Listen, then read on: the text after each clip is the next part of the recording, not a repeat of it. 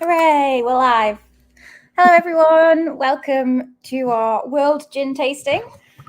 We've got Stef with us today, and I think some of you may recognise Stef. So Stef's done a few tastings for us now, but from Speciality Brands. And yeah, we've got some really good gins to come up to show, and a nice little something different to finish with as well. So yeah, welcome everybody. And if you're not watching, if you're watching this in the future over the weekend or anything, welcome to you guys as well. If anyone has any questions, as always, you're welcome to pop them in the comments bit on the stream, or email them over, and then we can always answer your questions as well. Just also, I'd like to just apologise as well. I did send a link out, and I had to resend the link out. I confused the link slightly, so it was the second email that you would have got with the link to watch the video. The first link brings you to the actual studio. Where we are, you present Dungeon. Yeah. Which I think so anyone wants to have a go. So yeah, if you want, it's the second link that will take you to the actual YouTube channel, and you'll be able to watch the stream from there. As I say, the first link is like the one that brings you behind the scenes. That was my fault. I completely was just doing it in my own little world, and then suddenly realised I was like, oh no, wrong one. Oh, good. Yeah. So yeah, they should be more clear about what they are for, maybe. You know, To be fair, one did say StreamYard with the and then the other one is YouTube. But right, okay, so it is okay. Just copied and pasted it over and then sent it without checking it. And suddenly I was like, oh, I've done the wrong thing. So yeah. But anyway, I hope everyone's well. And yeah, I know we're still doing virtual tastings. I know we've got a lot of people asking, when are you doing normal tastings again? When are you bringing them back? For the time being, probably not just yet. We've got a few people away. We just wanted to kind of wait and see how things pan out a little bit. But hopefully in the not too distant future, we'll have some tastings back again. So that'll be really good. But I know it makes it a bit easier for Stef to join in the meantime. Yeah, I know. So we've got one planned for the end of September, haven't we? Yes. On whiskies, and I was going to come up and do that live, and then it turns out it's the big whiskey show in London the next day, and I actually so I was like, can we keep it? So sorry, some of that's my fault. No, that's fine. It works nicely though as well. You know, it does allow people to join from kind of all over. And if you can't make it on that date as well, it works really well that, you know, you can go back and watch it at a later date, and it, you know, it's still there and you're not missing out. So yeah. But yeah, perhaps in the autumn time, it's just, I guess it depends how everything pans out, really, doesn't it? Yeah. It's quite tricky to sort of plan, but yeah, we'll get there with it anyway. So yeah, exactly. Oh, right. So just a couple of bits of preparation then. I think it'd be good if people getting things ready to start this tasting. We'll start in just a second. But ideally, if you've got your bottles lined up nearby and some glasses, having a couple of glasses might be better than just having one. If you can have 6, it might be a bit of a scramble, but it would make things a touch easier. And then one of your bottles says Cocky Americano on it. And it won't look like this, but this is what the real thing looks like. We're actually going to taste this last. This isn't a gin. It's just going to be a little surprise for the end. But it actually does taste traditionally drunk chilled. So if you want to shove that one in the fridge for now, then we'll get to it right at the end, and it will be delicious and cold. Okay. So hopefully that is. So, and obviously, excuse me, people have, you know, you've got quite decent sized measures of your gins there as well in your bottles. So I think a good idea would be just maybe pour about a quarter of those into your glass when we're tasting. We've also I've got some tonic nearby. If you've got any tonic or soda water nearby, we will taste everything neat first, and then put a little splash of something in it. Tonic or soda, it doesn't matter, just try and keep the same one throughout the tasting. I put in a couple of different tonics in the sets, just in case anybody had any kind of preference on tonics, but most of them are kind of normal tonics or unflavored tonics. I think it's always a good one to go off. But then, yeah, there's a couple in there. So, you know, if you have any gin left over and you want to try it with something else, make a No, I think when you're first getting to know some new gins, the best thing to do is have a little sip neat and then just mix them a little bit. So what we'll do is we'll end up with, once we've taken a couple of sips neat, we'll end up with a little bit. We'll just add a little splash of tonic into that, and then we'll taste it again and see if more flavors kind of open up for us. And that will help us kind of explore each of these gins. We're not drinking tonight, you see, guys. We are tasting. This is a tasting. And then if you want to drink your remaining gins afterwards, then feel free. Yeah.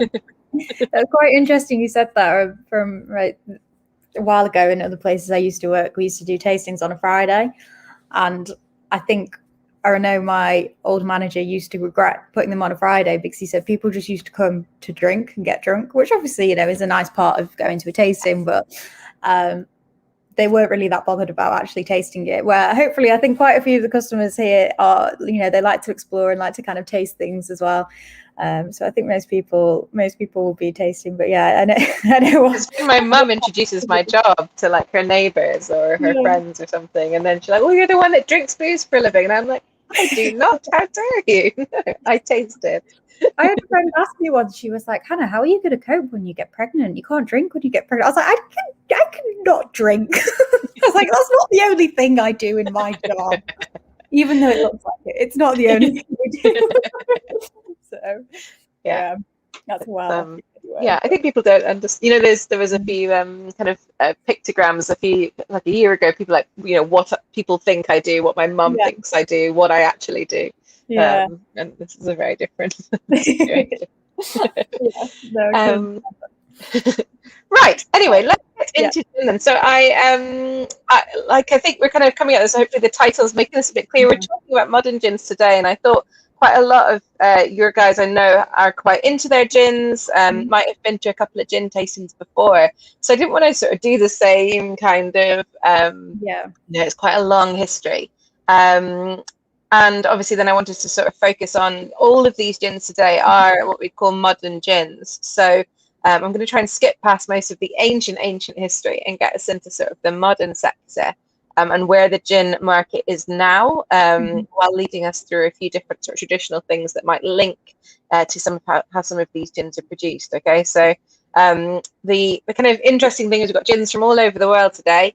In fact, that is my next slide. And I've got a map. And everything. Look.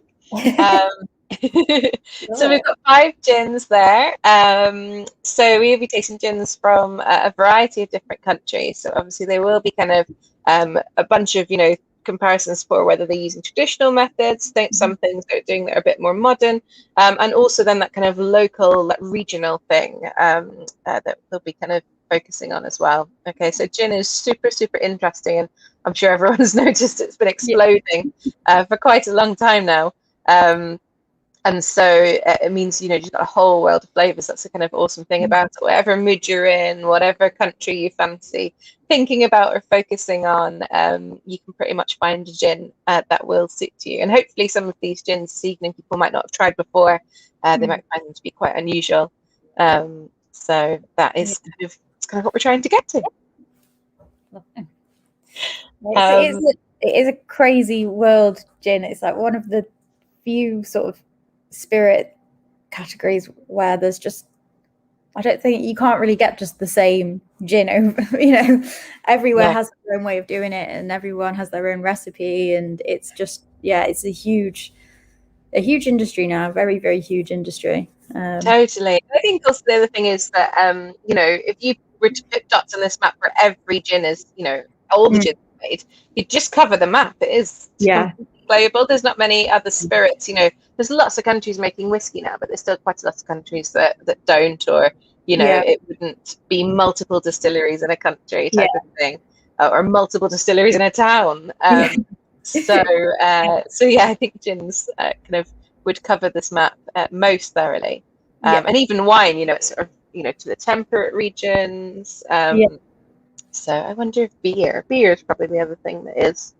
You seem to get beer from kind of a lot of places, but then you tend to find like beer tends to be quite a local thing though still as well. Like, you know, there's so many breweries in the UK and like local breweries around, say, Sheffield or like London and things like that. So you don't tend to, I feel like you don't tend to see as much kind of from elsewhere in the UK. You might see a few bits and pieces, but they're more of like a sort of specialist thing, where with gin you can get it's like, you know, it's gin from easier everywhere. to transport, definitely.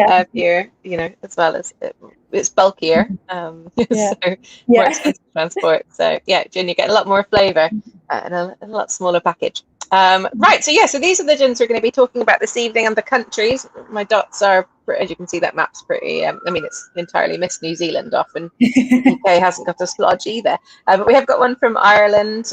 We've got France, and we've got Japan. We've got Venezuela, and we've got Canada. So some quite fun and exciting countries.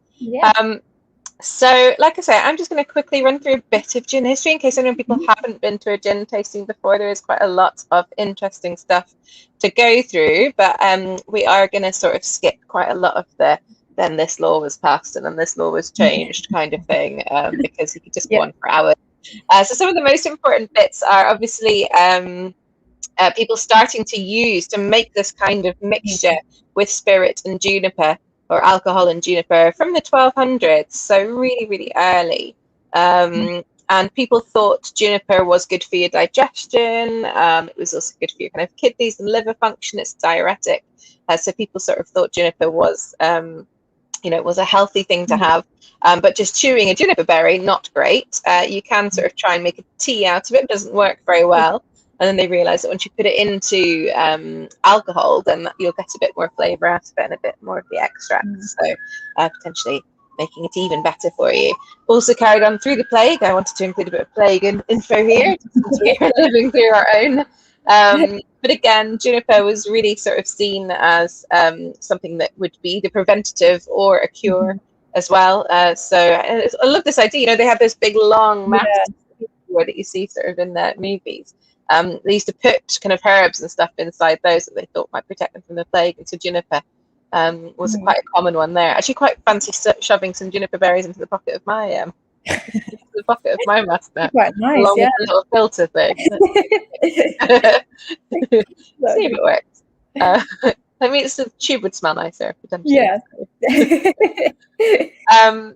And so this was mostly in Europe, although, you know, juniper, people were using juniper everywhere for medicine purposes. But the first people to really start sort of in large quantities, making a sort of almost consistent thing from juniper and spirit were the Dutch. And so this was starting to using a spirit that was almost been probably a bit more like whiskey, like a very young whiskey, and infusing that with juniper and other flavors, and that was called Jenever. And when we, in 1585 to 1648, we had a bunch of wars with the Spanish, where we were on the same side as the Dutch, and the Brits noticed that the Dutch were drinking this clear liquid, and it made them feel much braver, and if they got injured, it didn't hurt as much. And so the sort of soldiers returned to the UK with the stories of Dutch courage, and that's kind of where you get one of the sayings from. And then from this late 1600s, we actually ended up with a Dutch king.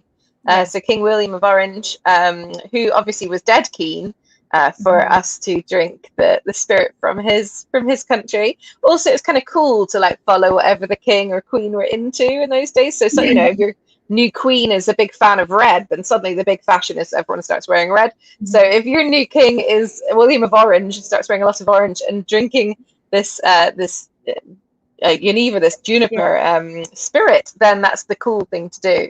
He also, because he wasn't keen on the French, he banned the imports of French wine and brandy, which was what a lot of people drank. So that sort of then meant people didn't have a pet alcohol that they drank every day. So suddenly the first gin came about. So all quite exciting times, and lots of things happening. It would have tasted very different there, though, guys. It would not have tasted like it does now, and that kind of leads a little bit to this. So they were using that kind of, you know, more whiskey-like spirit. It was distilled very kind of crudely. It was potentially quite burny and not very nice. And so they would have then used the juniper, but also other flavorings to try and sort of make it taste a bit nicer, make it taste less harsh. Really interesting, like things like licorice. I think people don't realize is actually even sweeter than sugar. And so adding a lot of licorice into a gin was also quite a good way to sort of soften out any alcohol burn. And there was also various times during the sort of 1700s and 1800s when the laws were changed, and people would drink tons of gin and make tons of gin, and then the law would change; they wouldn't be allowed to. So people started finding out ways of selling gin, kind of when it was illegal. And so this tomcat thing that you can see the picture of there was actually a place where you could go and put some money into a slot, and the person would tip out some gin for you into your bottle. You bring your own bottle. Very eco-friendly in that kind of version. Bring your own vessel or glass. And this style in those days, because the spirit was quite bad, because everyone would have different places would want to have their own kind of flavor profiles that they'd be really going for. That style of gin, we now call it kind of old Tom style. So this tomcat here, there's also a guy who was called Old Tom. So there's a bunch of stories about how it was named, as there is with everything to do with booze. But this Old Tom style of gin was developed, which has now actually come back again in popularity. A lot of kind of your gin distilleries, your modern gin distilleries, are making their version of an Old Tom style gin. So it's not using rubbish spirit, of course, they're using tasty spirit, but using slightly different mixes of botanicals, obviously focusing on juniper still, and then sweetening it somehow. Now, there wasn't much sugar in the early days. Sugar was quite expensive, so things like licorice, things like honey would have been used quite traditionally. Okay. So then moving forward a little bit more, in the 1830s, this is when people start making better spirit. And there's a guy, an Irish guy called Mr. Coffee, who is relevant later, try and remember his name. He develops or patents a way of making a much higher quality, smoother spirit. And so suddenly, rather than making your gin from a kind of burny, young whiskey, you can make it from a very, very neutral spirit. Which means that you get a nicer flavor and it's smoother. And then we get kind of big cocktail boom coming from the Americas. And people, lots of those, if you look at an old classic cocktail book, the vast majority of those were mixed with gin. So you kind of, as some of the recipes, when you read them, you're like, half a pint of gin. And pardon? For how much? Oh my goodness. So quite often people have punches and stuff as well. So there's 50, and you're like, oh my goodness, we'd be drunk for weeks. So there's that. And obviously then also in the 1870s got phylloxera, which was a disease that hit the vines. So again, we'd lost our Dutch king by this stage, so we'd gone back to drinking a bit more brandy and wine. It become fashionable again, but then suddenly you couldn't get them because they couldn't grow the grapes. So again, gin, another kind of gin boom. And up into the 1890s, people were buying it in, bringing on a little tub, or it was shipped in casks around the country to your bar, and you'd go in and buy a glass. And suddenly in the 1890s, people started bottling it, and so that meant you could take a bottle home and drink it at home in whatever rate you'd like to, rather than having to go out and get it sort of individual serves or try and buy bigger tubs of it. So that was quite a big step. And at this stage now, we start moving away from the Old Tom style gin. So remember that sweetened stuff, because we've got a better quality spirit now. You didn't need to add so many like heavily flavored botanicals, not so much sugar or sweeteners. So suddenly this style redeveloped predominantly and it kind of become super predominant in London. So that's why it's kind of named after London, that it was drier. So dry and sweet are kind of the opposites in drinks usually. So a dry style means without any sweeteners, and then sort of also distilled with botanicals rather than just having them sort of chucked in willy-nilly, flavorings added after, all that kind of stuff. So this is where really the London sort of link to a lot of gin production was happening, as well as sort of developing its own very popular style. Okay. So yeah, quite a lot of changes, a lot of interesting times. And then we get another another wave of cocktails, another wave of gin craze. So America banned booze, so a lot of those bartenders came over to Europe and a lot to London as well, and so brought a lot more cocktails craze. And then the kind of roaring 20s, 30s, which we're about to go into in our century, which I'm quite excited about. It was like they'd had a pandemic and then we got into, so hopefully we're going to head up into that as well. There was a little stumbling block at the Second World War when there was a grain shortage and they stopped producing so much spirit. But gin was still super popular, most popular sort of white spirit. Big boost at the Queen's coronation, so the whole world wanted to drink anything sort of seen as British. So gin was super popular, but then just started declining sort of from the mid to late 50s onwards, and suddenly in the 1970s, vodka took over. So that is very rapid, hundreds of years, but it means we get into the tasting bit quicker, which hopefully everything will make sense. So we have the real sort of what we call the modern gin era, really starting in the late 1980s. Hilariously, on the internet, half the internet seems to think that Bombay Sapphire was launched in 1986, and the other half of the internet seems to think that Bombay Sapphire was launched in 1988. So I have put 1987 here because I'm like, what? Why can no one decide? One knows. But yes, when you read websites, you're like, well, are you more trustworthy than this next website? So this really, Bombay Sapphire was the turning point, and actually, my mum still loves Bombay Sapphire, and she calls it Blue Sapphire. So she never got the name right. It's only been quite a while. But basically, gin had been seen as a bit of an old lady's drink, and vodka was what the cool kids were drinking, and these kind of brightly coloured cocktails with nothing fresh in them, and lots of liqueurs and all that kind of stuff. And what Bombay did was really clever. They made a sort of slightly less heavy, less intense gin by using a slightly different method of production. It's called vapor infusion. So rather than chucking all the botanicals into the spirit and then distilling it with that, they distill the spirit but just have the botanicals in a basket over it. So just really gentle flavour coming through. And obviously then the coloured bottle and all this kind of stuff really made people sort of be like, ooh, okay, this is interesting. This is cool. And then also at the same time, the guys who owned Bombay Sapphire, they also owned other gins, Gordon's and a few others, and they decided to reduce the ABV of those, but not reduce the price. So they were making more profit. Now the profit, they didn't just keep the money. What they did is they actually started marketing. This is where the first sort of steps of booze marketing really starts, coming a little bit forward, Absolute. But really, really interesting to see a massive change in people's awareness of gin. It did take a while, but obviously then moving on from that, we had, the 2000s is, lots of other little gins being launched. Miller's, Hendrix, all that kind of stuff were all starting to come out. And so suddenly that kind of gin boom really started, sort of 15 years after Bombay Sapphire. It took Bombay Sapphire a little while to really get momentum. No, it's a really, when you look at the history of it, it is one of those that is it's had such a checkered history as well. It's a roller coaster. Real kind of roller coaster of history. Because I think people think of gin and they think the gin being it's so, the past 10 years it's so popular.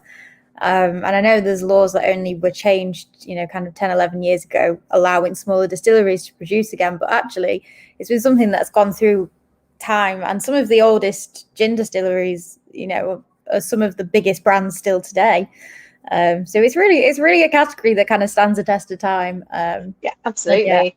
And I think booze has fashion as well. I think people don't realize fashion has fashion, but booze really does. There's things that become cool and then become so big that they become uncool, which potentially we could say gin is heading towards now.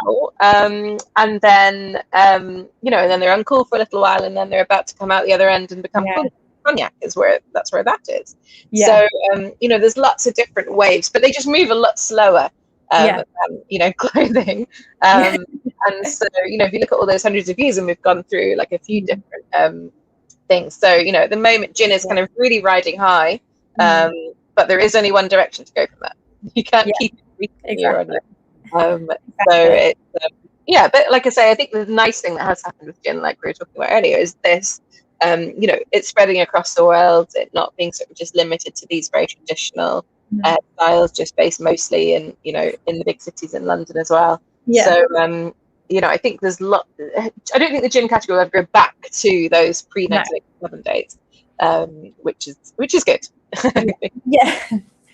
I don't think people keep saying, when's the gin boom going to burst? And I don't think it will burst. I think it will still continue, but I think there'll be other things that start to take people's interest. So I think it will slow down a bit. But I don't think it's going to be one of those things where it's exploded and gone really great and then it's just going to go back again and then it'll go, Totally. I mean, lots and lots, so many that set up as well. Some of those will just gently fade away. Some of the people that maybe didn't really think what they were doing before they did it, and maybe like, I just like gin, I'll make a gin, without knowing anything about the industry, without really having a palette, without knowing how it all works. So, some of those will gently fade away as happens, but I think we'll be left with all the ones that, where people really have made top quality spirits, really know what they're doing. It's super interesting. So it'd be fun to see what happens, but also fun to see what's kind of coming out of it now as well. So let's move into our first gin, because I didn't want to talk for hours about hunting without tasting a gin. So we're going to start off in Ireland. Yes, thank you, Boatyard. Good. I was trying to grab mine as well. So it's Boatyard gin. And like I said at the beginning, remember, don't try to pour all of your sample into your glass. I'd probably do about a quarter to a third. I'm going to try and do a medium-sized splash myself. And then when we start sipping, your initial sips, and particularly if this is your first neat spirit of the day, they want to be bird-sized sips, okay? So imagine, not suggesting that we give this to birds, but, the size of sip that a bird would take. So don't take a massive mouthful, swirl it around your mouth like you do with wine, potentially. The best idea is sniff from a bit of a distance and gradually get closer. Keep coming back to it, give your nose a break. And then also tiny little sips. And that should leave you about half of what you've poured left at the end to add some tonic to. Okay, and then when we're adding tonic, you're just adding 2 or 3 times as much liquid as you have left in the glass. Hopefully that makes sense. So let's talk about Boatyard then. And so this was founded in 2016 in Fermanagh. So it's on the banks of a loch, one of the largest freshwater lochs in Ireland. It's absolutely beautiful up there. And the first legal distillery in 130 years. Obviously, Ireland has quite an interesting history with illegal distilleries as well. Not sure if anyone's ever tried any poaching, but yes, one of the first legal one in 130 years. Actually, There's a really cool thing I went to visit last year. In between kind of lockdowns, I wanted to sneak over, and they have a cave nearby. Sort of under a waterfall, and they show you around. Just have to stand tour. Taken by the owner, and there's an old poaching still in this cave. Really, the point of that was hidden, being hidden. Oh, very, very cool. But yeah, so this is it's called Boatyard, and it's on the banks of that loch in an old boatyard. Now these guys have tons and tons of spirits industry kind of experience, although it is a new distillery. So the founder, Joe, used to work with the Scotch Malt Whisky Society, used to work with a couple of other gin companies and stuff as well. And so he's from this area, so he'd always wanted to build a distillery back home. And obviously had seen the sort of, always loved a martini, particularly loved gin. Had seen the sort of gin trend come and be like, hold on, Fermanagh, where I'm from, I think it's a beautiful area. We should have our own kind of local gin. But, he's very much a traditionalist as well. So trying to do things traditionally, but transparently as well. So, what I love about these guys is they have all the botanicals written on the label, and you get the percentages as well, which is very unusual. Quite a lot of gins will write botanicals on the label, but not tell you exactly how much is going in. I mean, they're not worried about anyone else trying to recreate it. Obviously, you can give it a go. You can see it. I know a lot of places like they don't like it, do they? I know I've done a few like gin schools before, And usually when you're doing your own one, they will work out how much you need for your little still. But there was one school I went to where the guy was like, "Oh, I'm not going to tell you the percentages of it. I'm just going to work them out and give it to you," because they wanted to keep it secretive still. And I was a bit like, "Okay, well, I'm the one making this gin." Yeah, that's supposed to be mine. And I think it was interesting. Obviously, in the old days, you know, and 70s, 80s, even 90s, people, you know, most spirits companies were very, very secretive about what went into their things. And again, Bombay, this is something that Bombay did when they launched, putting those botanicals on that bottle, just through everyone's minds, focusing on these things, some of these things that people just didn't know that's what went into gin. So it's kind of a modern thing to do, is to be super transparent and open, but you can still do that and make a very traditional style gin as well. So here they are. They're located on the banks of Lough Erne, and it's an old boatyard. It's disused. They've converted it into a distillery, so absolutely beautiful. So you can get a boat from the nearby town, Enniskillen, and you can get a boat all the way up and land at the distillery, which is a very nice way to arrive. Yeah, that sounds great. A little boat trip to go and get some gin at the end. Sounds exactly. It's brilliant. And then you could get a boat trip the other direction as well with some cocktails if you plan it well. So people should do. So if you're in Ireland, it's a great idea to go and visit. Just right on the border, actually, just north of the border, but very, very close to the border. And what they did when Joe was sort of starting to set up is he got a botanist over from Kew Gardens to come and look around the local area, because obviously while he wanted to make a traditional gin, he also wanted it to have sort of some of the local area. And that botanist luckily found something on his family farm, which they could use. So that was kind of awesome. He's also using organic spirits. So they're using wheat spirit here. So I'm not sure if everyone's aware, but to make a gin, usually you start off with a neutral spirit. And there's varying qualities of this. So some of them can be a bit cheaper and therefore a bit burnier, and some can be a bit higher quality. And they can be made from all types of different things. But if you're a very cheap gin, you won't specify what yours is made of. You just want your neutral alcohol, essentially. Whereas if you're kind of a proper, very good quality gin, you will specify the specific things that you want your spirit to be made from. So here they focus on wheat. Joe's grandfather was a wheat farmer. So unfortunately, his family don't farm wheat anymore, because otherwise he would have given that a go. But he got some organic wheat, and all their spirit is organic. And then they're using organic botanicals as well, along with one local wild one, which we'll get to in just a second.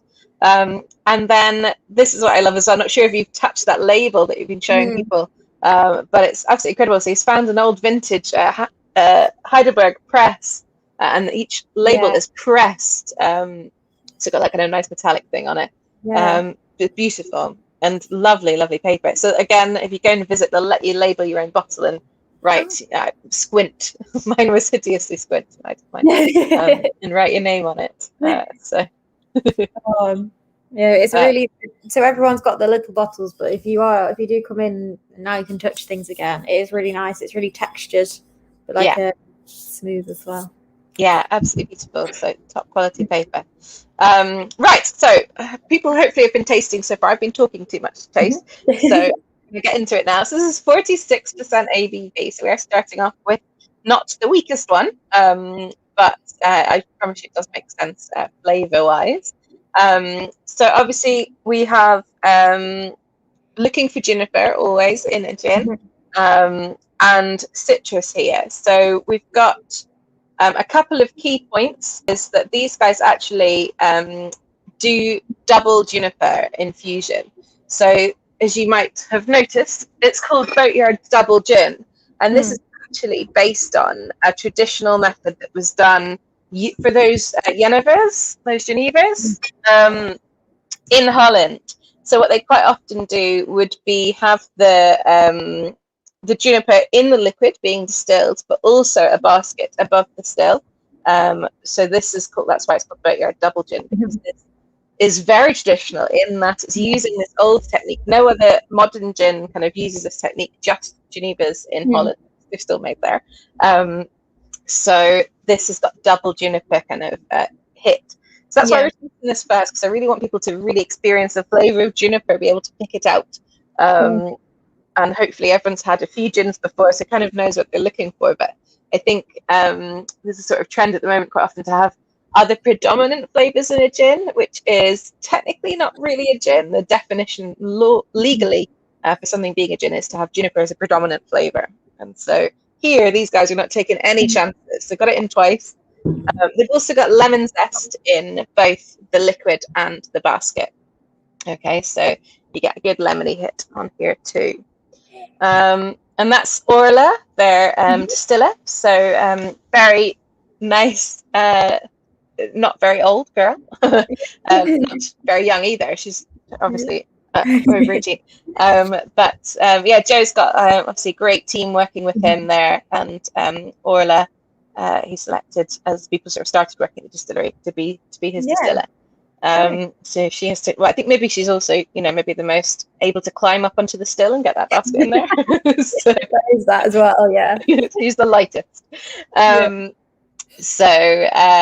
So yes. And then this is the local botanical that I've kind of hinted around a few times. So that's a picture of Joe there actually on his family farm. And it's called Sweet Gale. It's also known as bog myrtle. Obviously lots of plants have different areas, but in Ireland they call it Sweet Gale. It's from the local area, and they just pick it a couple of times per year. The hilarious thing is you shouldn't pick it after a rainfall. Its flavours diluted, which in Northern Ireland, obviously, so that is 4 times a year that we can go and pick it. So what that's bringing to the gin is a sort of slightly dry tea flavour that you might pick up kind of in the kind of upper notes, basically. It's like that, like when you have a cup of tea and you get the sort of almost like the taste of the tannin. Like a lot of tea leaves. When you said the dry tea, I was like, yeah, that tea. I get that very much, that tea leaf kind of flavor from it. Yeah.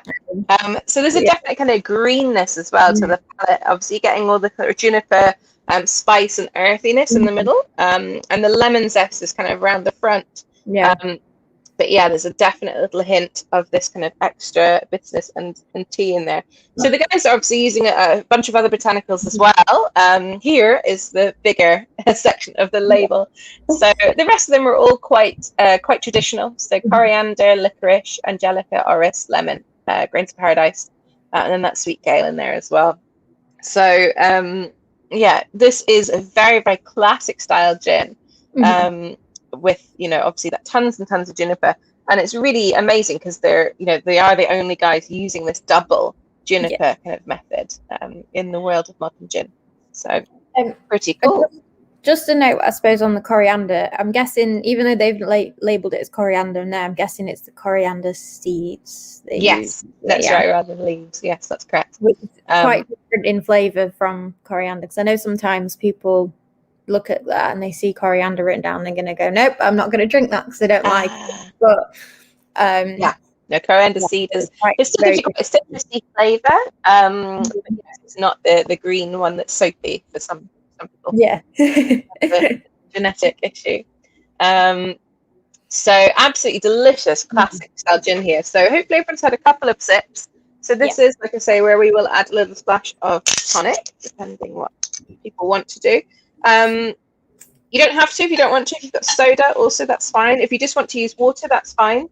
If you're finding this gin is perfectly sippable and it's only you're picking up all the flavors, then also that's fine as well. It just depends on what your palate is used to. If you usually drink gin in a gin and tonic, then this will really open up the flavors. So alcohol is a better solvent for flavors than water. So all those flavors are trapped in the alcohol, and this is 46%. So the instant you water that spirit down, the flavors get released out into the air, up into your nose. Okay. So when you're drinking any kind of alcohol, to soften out the flavors, to help the flavors release, particularly in a concentrated alcohol like a 46% one, then quite a good idea is adding a splash of something to dilute it. So it could be water. With whiskey, you'd add water. Could be soda water, or it could be tonic, and that's absolutely fine. Okay, so what you should notice now is you get some more of those kind of zingy flavors coming through. I definitely get a little bit more licorice now. And the coriander seed is also coming through a little bit more. I was going to say, I think for me, the lemon comes through more with it now. The citrus definitely is like brighter now, but it's kind of like a savory citrus, not like a really sweet one. Yeah, definitely. It's definitely zest, I think, rather than anything else. So yes, lots and lots of flavour there, and like I say, really, really interesting. The other thing that I get with Boyard, and this is really fanciful because it is a freshwater lake that they're sitting on the side of, and again, also, guys, if you don't try not to finish each sample as we move on to the next one, because going backwards and forwards is quite a handy thing. But I definitely think there's a hint of sort of saltiness, coastalness in this gin. Yeah, definitely. Yeah, which might be related to the licorice, because sometimes licorice is salty, but obviously I think they're using licorice root here rather than the sort of Scandinavian salted licorice. But there is that hint of kind of a coastal breeze, not like I say, not licking a bit of salt. It's very different. But I think that also, I'm not sure if anyone, when you add salt to food, that enhances all the other flavors, makes them all rounder, makes everything thicker. I don't think added salt here at all, but it's just a natural flavor that's coming from that combination of ingredients and where it's made that makes it. Yeah, it's that sort of salted, like preserved lemon thing, where it's like kind of, you get it just a little bit, but when that sort of sea salty, almost like you've been at the beach all day, and then when you come home and eat, and you get that slightly, and then you lick your lips. Yeah. Exactly. So it's a really interesting kind of flavour in this. Obviously, they do have the kind of maritime kind of situation happening. Like I say, it is a freshwater lake, so it's not coming from there. But it is definitely a noticeable thing when we go backwards and forwards through these other gins later on. Okay. So absolutely delicious. So this is great. I mean, obviously, with all of these gins tonight, they are great in gin and tonics. They're all going to give different things to cocktails, like a martini or a Negroni. So I'm not going to talk too much about that in particular, just because I think, we're trying to get to know them each, and you can work out what styles you like to then go off and have a play with them later. But of course, you've got any questions, you get them into the chat. You're more than welcome. Yeah, I think that's a good classic gin, because I think people are kind of going back to sort of classic flavors or things that they know and they're familiar with. I do think the kind of, there's a few brands that are still doing these crazy sort of flavors and different combinations, and I think people are kind of going, I'm going to go with what I know. And I think that's a good, even if you've not had that before and you're like, I just want a good classic, I just want a good gin that's not really crazy flavor, that's kind of no nonsense, that's a gin, that's a really good one to sort of go with, because exactly, there's people who want sort of they're not their standard maybe day-to-day gin, but they want to go up a level. This is made with organic spirit and botanicals. It's got made in teeny tiny batches and stuff as well. So absolutely, this is, but just gives you all that big juniper hit, kind of as you want to, if that's what you're kind of craving. Really smooth as well. I don't know if anyone else super smooth on its own. Really smooth, really smooth. Yeah, again, that's really, really incredible quality spirit there, which I'm sure you can imagine. Getting organic wheat is not very common. Organic's becoming more common as things go on, but organic juniper as well. Apparently, the quality coming, because again, gin boom has obviously made a juniper boom too, and so there's lots of people making growing rubbish juniper. Whereas these guys source theirs not locally, they get it from Tuscany, but that is top quality kind of organic juniper coming from there. So just obsessed with having everything taste as real and as powerful as it can. Okay, so just because we sort of skipped over it a little bit, kind of a couple of key facts about what a gin is. So like I've sort of said already, we've got a neutral spirit. So that can be made from grains, like I've talked about before. Most common are grains because they are usually cheaper, but molasses is possible. All kinds of other things are possible. So you can use corn, or you can use wheat, or all kinds of stuff. You take the kind of least flavoursome grains. So, malted barley is quite unusual because malted barley is being used for making whiskey, but it's not unheard of. And like I say, lots of other things are possible as well. And then flavoured with a range of botanicals. So essentially, in simple terms, you get an extra strong vodka, and then you flavour it. But this is a legally defined flavoured vodka because the flavourings have to predominate juniper. And there's, that's how the law is phrased. Unfortunately, it's predominantly juniper. Yeah. It doesn't say it needs to be the most botanical, the largest quantity by, grams of botanical that you add to your spirit, or the one that's added the most often, or anything like that. It just has to result in a predominantly juniper flavour. Yeah. So it's wishy-washy as a rule. I know there's been a few distilleries in the past sort of 10 years that came into a little bit of trouble because they were making liqueurs, we were making things not at full strength, and they were also making it with these crazy flavors. There's a violet flavor comes to mind, which it didn't taste of gin at all. It tasted of Parma violets, which was obviously wonderful. It opens up a whole new realm of drinkers. People that wouldn't think they'd enjoy gin would try that and go, oh, actually I do, and then maybe try other things. But at the same time, in terms of classification, you think it's not really a gin if it's if it's not fitting into what the law is on that, then totally. And the problem is there is opinion, and there is no gin police. So it'd be a great job, but everyone's palate is slightly different. So I pick up the juniper, someone be like, well, I pick it up predominantly, more importantly than the coconut flavor that everyone else thinks, whatever. So there has been a lot of experimentation. There's for me, like a strawberry gin. Well, hold on, is strawberry the main flavor then? Because then it shouldn't be gin. I'm on the same page with you with this. I don't think juniper and strawberry, in my mind, juniper and strawberry are not two flavors that go together. Strawberry is sweet and quite luscious and fruity, and juniper isn't. I don't mind if they go, but I just think if you're naming something, as the main flavor, it's the main flavor in the thing, that means nothing else can be the main flavor thing. You can only have one main flavor anyway. It's difficult. So, again, it's opinion. So I think we are. I mean, this rule being so chill though is kind of great. It's meant people have been free to experiment. What we have seen now is an emergence of what's called botanical spirits. Yes. So guys that are using lots of botanicals and maybe chucking a wee bit of juniper in. But you know what? It's come out and they're like, that doesn't taste of juniper at all. We're not going to call it a gin. We're going to call it a botanical spirit. And it's not a huge category right now, but it's super interesting to see what people are doing. So obviously we had quite a few gins kind of in the early gin boom of just being like what? No. They're still around. Some of them might still be around. But it's part of what makes a category interesting. And I think if the rules are too strongly defined, then everything starts tasting the same.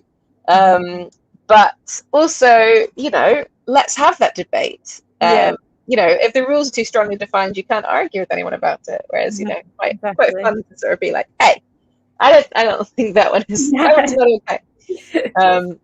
So it's quite interesting. And then the other thing is bottled at least 37.5% ABV.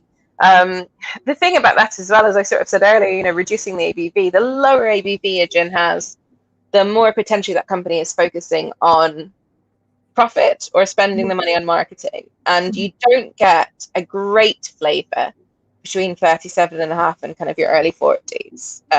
So if you just want a cheap gin, look at the ABV, go for 37.5 or a 40% one, that's fine. But if you're wanting a gin that's full of flavor, you're going to get a lot more intensity flavor. Remember what I just said about the flavor being sort of trapped in by the alcohol. You want to go for a slightly higher strength one, and that's kind of what people who are looking for those high quality. Now you pay tax on the amount of alcohol in the bottle, so they will be a bit more expensive. But they're also potentially be then more small batch made because they're not selling huge volumes. So you're going to get a better quality thing if you're going for a slightly higher ABV. No, you can go crazy if you like. There's Navy strength gins at 50% plus. But I think that 43 plus kind of mark is really what you want to be looking for. Yeah, Navy strength is dangerous. There's a few I've had where you drink them and you're like, gosh, that's strong, and then you put tonic in it and then you forget how strong it is and then your friend ends up getting you another one, and then you're like, Yeah. yeah, great time with this. This is magical. You know, Yeah. the stronger the alcohol is, the more intensity of flavor, isn't it? Absolutely. Alcohol carries the flavor, as you were saying before. Exactly. And also, you know, the more likely you are to climb up a crow's nest. Mhm. So, you know, I think that's why they needed people to have the Navy strength gin on the boat. It's like, you want me to go up there? Not a chance. Okay, have a couple of gin, rums, and then no worries. I'll totally make it up. It's fine. So, obviously everyone should watch how much alcohol they intake. Anyway, moving on from that, let's now jump into our next gin. So this is the north of France. I'm not sure if anyone, that's the south of England, just on the other side there. And we are going to taste Drouin Le Gin, which is French. So French. Okay. And this one is also 40. It's 42%. This one.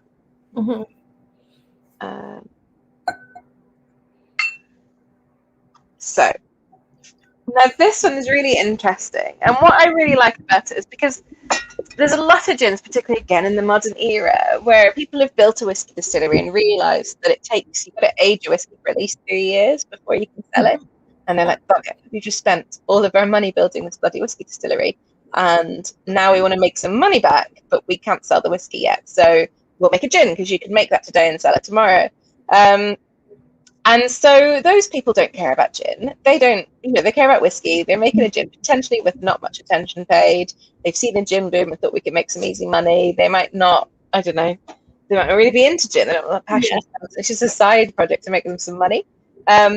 This is the opposite. This is a family who have been making Calvados for generations, who, while sort of speaking to bartenders about their Calvados in Paris, obviously noticed gin was becoming more and more prevalent, really, really love their local area, their local botanicals, their apple trees, because Calvados is made from apples, and kind of thought this would be a really interesting new way to share our love of apples and the Calvados region to a new sort of type of drinker, because the Calvados drinker, both in France and the UK, is a very sort of traditional sipping kind of person. So let's try and introduce this amazing area of Normandy and the apples that they grow there to a whole new wave of people. Okay, so this is the family here. So guy on the left was kind of the original founder, and then his son is kind of on the left of the right-hand side picture, and then Guillaume is on the right. He's the current guy his dad's still alive, but he's the guy who's running everything. So this is the Drouin family, and like I say, huge Calvados collectors then started their own orchards and started making tiny, small batch, top quality, incredible Calvados. Like I say, if you haven't had Calvados before, just think of kind of like a cognac, but rather made from grapes, it's made from apples. Or if you think of like a Somerset cider brandy, and it's more similar to that. And obviously Somerset and Normandy are not too far away from each other. There's a whole connection there. Okay. We've got some of their special edition ones in the cage behind us here. They've got the Mars and the Heine as well in there. These guys are amazing. So they're growing organic. Again, we're still in organic here. They're growing organic apples themselves. This is their estate. So very traditional kind of French buildings. Lots of big old barns where they store the apples and store all the different bits for making. Then you've got some orchards kind of up at the top there. And Calvados is controlled by a kind of lots of regulations called the AOC. And they're in a specific area, the sort of top area, basically, for making Calvados. And this is some of their orchards. So just absolutely stunning. So they have 2 orchards, all organic trees. And these are what they call traditional tall trunks. So sort of a specific. So now if you grow a commercial orchard, apple trees, you grow the shorter ones. And it's a bit easier to sort of harvest. These guys are taller, they're old school trees. And they grow lots and lots of different varieties. And the kind of cool thing is that they have the cows grazing in the orchards most of the year. So what they do is obviously they're keeping the grass nice and short. So later on, when we want to collect the apples, it's a bit easier.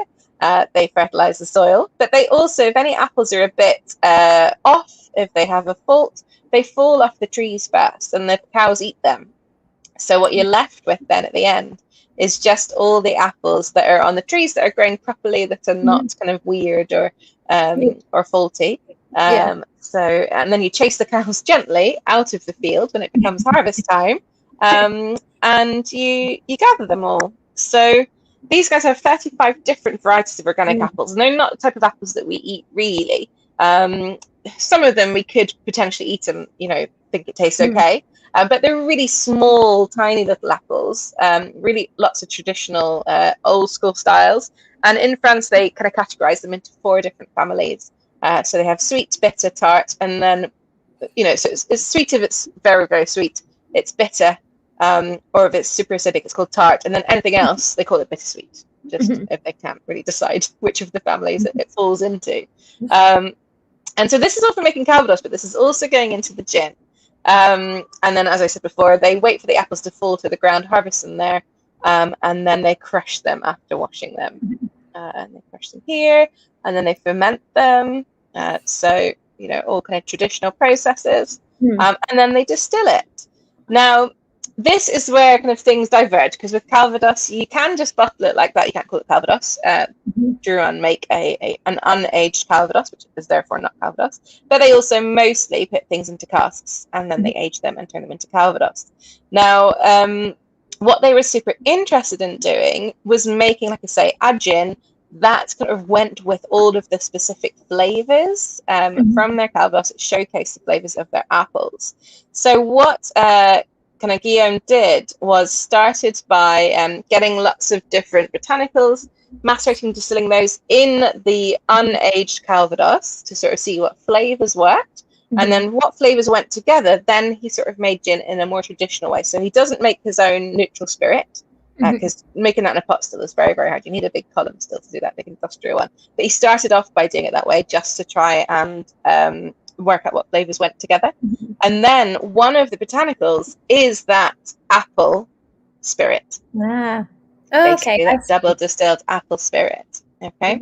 So the main, he's using apple. Obviously, I'm not sure if you'll be able to smell it. You probably can smell it a little bit. I can. But now that I've mentioned apples so long, probably everyone's smelling apples. But juniper, of course, is a predominant kind of thing. This is Guillaume here. So he wanted to focus on the cider apples, but of course juniper, because that's how you make a gin. And so he selected all the other botanicals based on them going with these 2 flavors. And he did lots of experimentation, but basically chose 7 others apart from the juniper that would go. And so here we have them, and this is kind of what they are and how it's made. So they will macerate the juniper in their neutral spirit, and they've got it for different lengths of time depending on the different botanicals. So different botanicals will take a different amount of time, and then distilled separately. So he'll macerate the juniper in some spirit, distill that, and actually distill that twice through his little pot stills, because sometimes the juniper can be quite intense and give a little bit too much earthiness. Cardamom seeds are also done separately. Brazilian ginger, which is quite an unusual note in a gin, actually, but again, because it really, really went with the apples, it's also double distilled. And then cinnamon is also put in as well. And then we've got vanilla, again, quite unusual, but if you think of all the things that go into apple pie, I think it starts to be like, yeah. I was just about to say, I was like, it's got that, it's like you're making like an apple pie with it. Yeah. Like you can taste, when you're going through it, you can taste like there's a bit of cinnamon. You can taste like the spices you would use if you were making like a proper apple pie in it. Yeah, absolutely. And the thing that Guillaume was really looking for as well is, if you think of all the tasting notes that you give a really old, top quality Calvados, a lot of these are very, very similar. So we've also got some almonds in here. So they're crushed and roasted, and then macerated and distilled as well to give quite a different note, also a bit creaminess.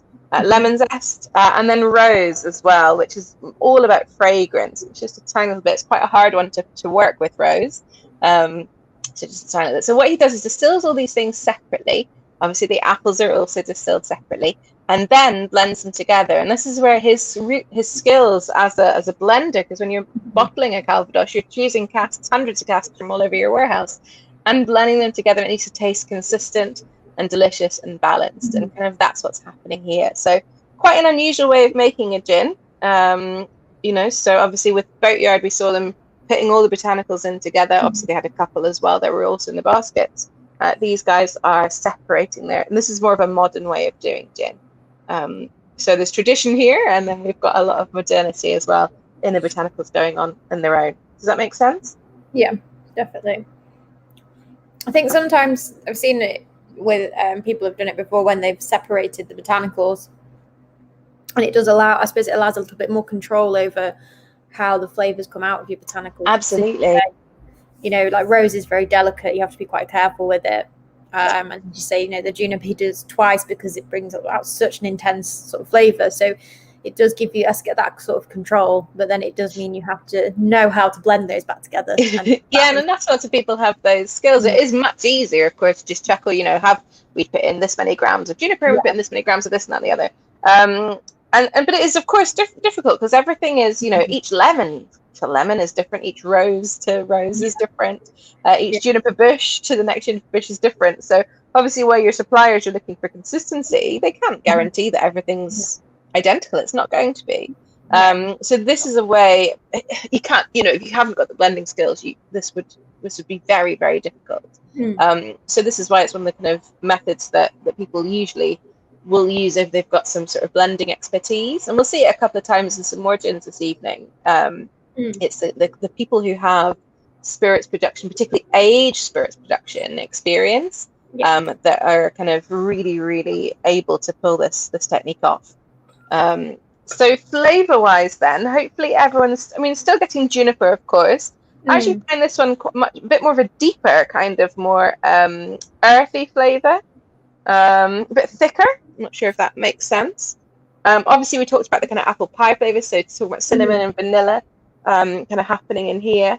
The rose comes through, I think, more on the palate, and then the cardamom comes through more on. Sorry, the rose comes through more in the nose, and the cardamom more on the palate. But again, everyone's a bit different. But there's definitely a weightiness to this one. Yeah, it really is, and you get quite like a kind of like sweet, juicy apple, but then sometimes quite a tart like apple as well. And as it goes, it changes through the palate, and then like the cinnamon for me is quite late on, like in the palate, so it like the spice comes kind of afterwards. Corner, you're totally right. Yeah, absolutely. So really, really interesting, this one. Of course, you know, I love the fact that they're essentially doing this backwards. You know, most people release their gin and then release their whiskey a few years later, or their aged spirit a few years later. These guys have had Calvados's out for ages, and you know, the new generation of the family is like, hey, why don't we do bartenders like this? It'd be really interesting to do. You know, he did. You know, he's an enologist. He studied you know, all this type of stuff at kind of universities. I think great for him to be able to also have a bit of fun and experiment with that, but also while making apples the core of what he's up to. So super tasty. And put a little bit of tonic in it. Yes, good idea. Right. So again, this one, when you're doing it with tonic, they suggest a slice of apple as the garnish, which works really well. It also does taste great in lots of cocktails. So a fun one to play with, and just really, really unusual. Okay.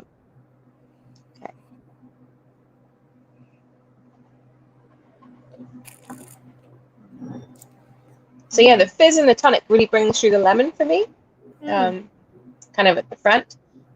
And then the rose also it heads onto the palate, which it wasn't really before. I think also it brings like the bitter, like a bitter kind of the bitterness of almonds out as well. Yeah. Like, it feels much more recognizable now. For totally. Me. Yeah, totally.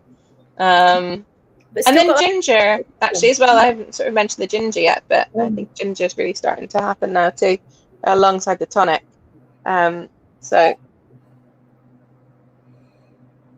Really, really interesting, delicious stuff. Yeah, I really want to go and visit the cows.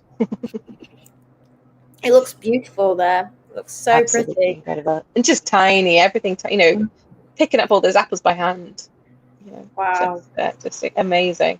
So yeah, lovely, beautiful kind of, you know, addition to the world of modern gin. That, you know, from a direction I think we don't see very often. You more often see an entrepreneur who, you know, I don't know, used to be in marketing or used to be an accountant and just quite liked gin, so decided to make one. And kind of comes out of nowhere. Whereas people with, you know, generations of spirits production experience, I absolutely kind of love this branching out a little bit. So yeah, it's very, very tasty. Okay, so while we're still sort of enjoying that one, just to sort of go through these modern gin styles, I think we've sort of mentioned this a wee bit already. So obviously we still have, you know, the London Dry and the Old Tom styles that we sort of mentioned before, but if we're looking at the modern gin category, you know, it used to be either London Dry or Old Tom or Geneva.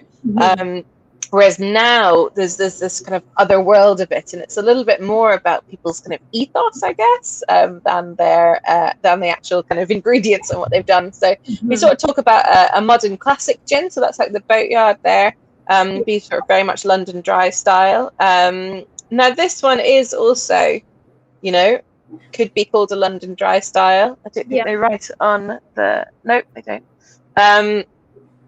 And it's, you know, there's a few of these. You can be a couple of these sort of categories at the same time as well, which is quite interesting. Then there's a lot of talk about contemporary gins, and I was sort of very careful when putting this together to sort of talk about modern gins versus contemporary gins, because contemporary gins are those ones that are potentially not focusing on juniper that much. They are their predominant flavors are other things. And I don't think we actually have any of those tonight. Like the gins that we're talking about this evening are all very much, you know, juniper is there. It is predominant. Obviously, everyone could have potentially different palates. But, you know, there is that kind of question, should they be called gins? Are they focusing on other things? All that kind of stuff. So there's that kind of thing. And then there's the regional gins, which we're kind of what we're doing a little bit more of tonight. So, of course, we have the Boatyard with the Sweet Gale. So that's a classic and a regional gin because they're using that kind of local thing. And again, this one as well, of course, this is a very classic style gin, but of course, putting those apples in as well. It is a local thing. And, you know, really, really interesting. So we'll be sort of looking at these sort of blocks tonight. It's not like I say either or, but sort of discussing. There might be one that you feel is more contemporary than the others that we taste so far tonight, and that's absolutely fine. It's like I say, why we're so interested in the topic and why we taste them and what we want to sort of work out. But it's so these are the things that you'll sort of hear people talk about particularly, and within contemporary, then there's a lot of flavors. So there'll be, you know, there'll be a contemporary citrus gin that focuses on citrus, and a contemporary floral gin, or, you know, blah, blah, blah. So there's lots and lots of those. And then the regional ones, like I say, could be classic, could be contemporary as well, and mixing all that in. So it's an interesting thing to start looking at and sort of trying to sort of say, which do I put you, which category do I put you into? And you don't have to choose. It's fine. Okay, let's move along now. So now we're going to go over to Venezuela, to the Amazonian rainforest, and taste Canaima, which is this one. Well done. Good. And yeah, it's. I love it. I really like this gin. Yeah. So this one is obviously we're talking about. It's still a classic style. There's definitely a lot of juniper in here, but that local thing has really, really been elevated. The other thing that I forgot to mention about the local focus, it might not just be botanicals, it might be supporting a cause. And that's really where we come into with Canaima here. This is all about the Amazonian rainforest. I'm sure everyone knows it's not been having a great time. It is huge, but it's not been having an amazing time for many, many decades now. And a rum producing family actually teamed up with a London-based bartender who was over visiting them, to sort of talk about how they could try and help the Amazon, whether they, what they could do to try and bring attention to what's happening, to get the bartending community behind it, basically. And so this was kind of what was born out of that. So what they do is they support a couple of different charities.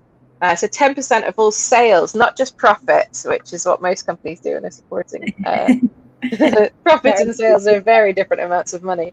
So 10% of all sales of Canaima will go to supporting these two charities. And this is the Canaima National Park that I've got a picture of here. So it is the Amazon. It's the kind of sort of western Amazon. Yes, that's west, right? Western Amazon. And it's in Venezuela, and it's called the Canaima National Park. And it is where Angel Falls is situated. So the world's tallest waterfall, which is what you can kind of see there. It's not that much water in a dry time, but it is upper Amazonian rainforest. Okay. And here we go. This is the rest of the Amazon. So you can see at the top there, quite a lot of the upper Amazonian kind of bit goes into Venezuela. And actually, not the left of the Amazon. The left is in Ecuador. So it's the north of the Amazon. Okay. So you've got a bunch happening in Venezuela there. And that sort of, that sign that says Pemon in Venezuela, that is where Canaima National Park is, that region there. Okay. So those are tribal people, but tribal sort of people's regions, basically, that are happening there. So apart from the one on the V of Venezuela, that is the distillery. Just to show you where that is as well. That's the symbol we had. So we used that one again. So these are the two different charities that these guys support.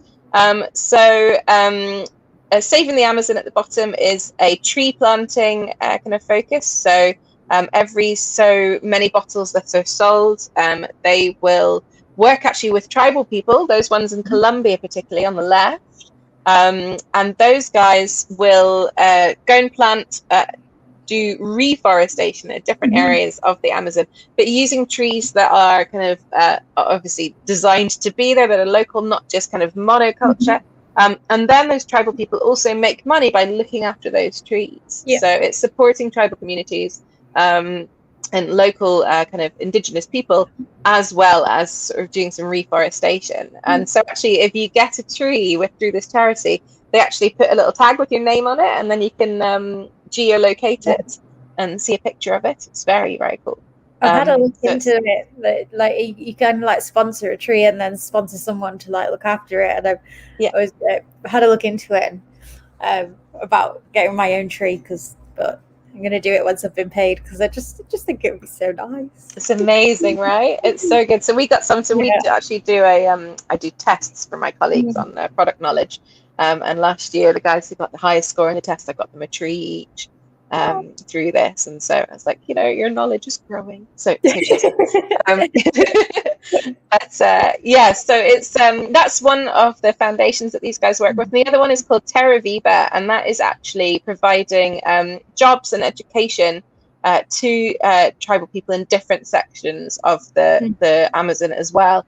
So the great thing is that actually, when you're making a gin, you need botanicals. And if you want to use local Amazonian botanicals, guess which people might be the best at growing them, harvesting them, getting them to you?